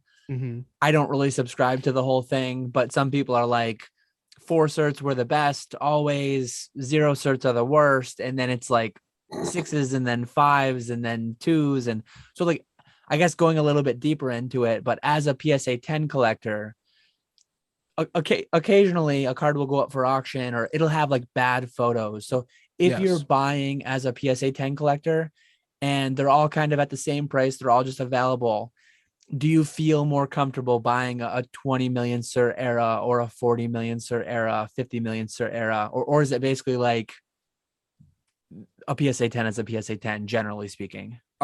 So I think subconsciously I always feel better with newer certs, mostly because I don't think it's anything the PSA has done. I just think the cards depreciate over time. No matter how you store them, no matter what you do, if a card is being moved around, it's creating wear over time. We've all kind of seen the infamous examples of like, I can't remember what it was. I think it was on eBay for like 8 months. It was like a PSA 10 base Charizard. It was just obviously backside. Like an 8, like it wasn't even close to a 10. And I think a lot of people were like, oh my God, how could PSA do that? But I was like, this card is probably like, it's been in the slab for like 12 years. Like it's probably just bounced around enough that there's some wear now. And so that's why I say initially, like, obviously like buy the card, not the grade. But no, I think newer certs I almost always feel more comfortable with, because the less time it's been in that case, the better. And it's another reason I like sending to the PWCC vault, because I don't want to touch them. Like I want them to be in a place by themselves, not moving. Yeah. Yeah, Pat Flynn, Deep Pocket Monster, did a video taking it to the extreme. Like he strapped a card into it was like a reciprocating saw, or Oh my god, I love that. it went, or That is awesome. some kind of a power tool that basically went like this 10,000 times a minute, or whatever it was exactly, and significant damage was done by the ridges on the case. Like that's like millennia of handling in the matter of minutes. But clearly some amount of damage can happen over time upon handling. Like this one right here, I don't know if you can hear it through my mic, but it's a rattler. It's a pretty common thing that they'll be a little loose and rattle in the case. And I think a much easier to observe example of that is the metal cards. CGC just stopped grading them because they're getting damaged. And the crazy thing is, so, you know, the second I graded one of those with CGC and I got it back and I moved it at all, I was like, yeah, these cards are going to get damaged over time. But the reason they stopped grading them is because they were getting damaged in return shipping. So like people were getting the cards back and it would be graded a 9, 9, 5, 10, and they'd be flaking along the edges and they go, yo, what is this? Like, this is obviously not accurate. So I think they're designing a new case. They're probably going to have to make it like, they're going to have to get those margins down. I'm very interested to see what their solution is. Because it's going to be very, very tight around that card if it's going to prevent the movement. It's probably just going to have to... Go ahead. I worry like the production quality, because that's basically paint on metal. Like no matter how well you encapsulate it, unless you're like laminating it to where nothing's going to move anywhere, I think 10 years down the line, if there were slight imperfections on the metal substrate when they were painting it, like cardboard over time is going to degrade to some extent, but like paint on metal is really a lot more likely to just have things pop up over time, even not if like direct abrasion or like impact. There's just going to be a general degradation and flaking you're going to see over time. And I think it's very interesting that you mentioned lamination, because I don't know if CGC's thought about this at all. I mean, they must have. I'm sure that in their R&D of like creating CGC trading cards, they looked at all the different other forms of grading they did. But they have lamination, like grading methods for currencies. Like if you look at any of their graded bills, all of them are laminated to protect them. So I think that there's a potential that they could use that tech to create a a new holder for the metal cards or for Pokemon cards in general. I think that'd be very interesting to see. I think the main danger with that is the flexibility, because when you get the bills back, the bills are flexible. So if you kind of bend it, it's okay, but you can't bend the metal card. So you might even need like a combination of the two. Yeah. Yeah, it'll be interesting. I'd never thought about the whole metal card thing and something happening with the paint, but it's definitely true, because even like with coins, silver coins, you get the toning after so many years. Yeah. So it'll be interesting to see what happens with those. Yeah, it was interesting how quickly. Yeah, exactly. Oh, you bastard! Did you guys? I forgot to buy one. Charlie? Oh yeah, I forgot to buy one. Yeah, so this is ASG, Authentic Stamp Guarantee, and this is one of the companies that we were talking about. This is like one of the 10 or whatever sister companies to CGC, and this is just kind of like it's flexible. I'm so glad you have that.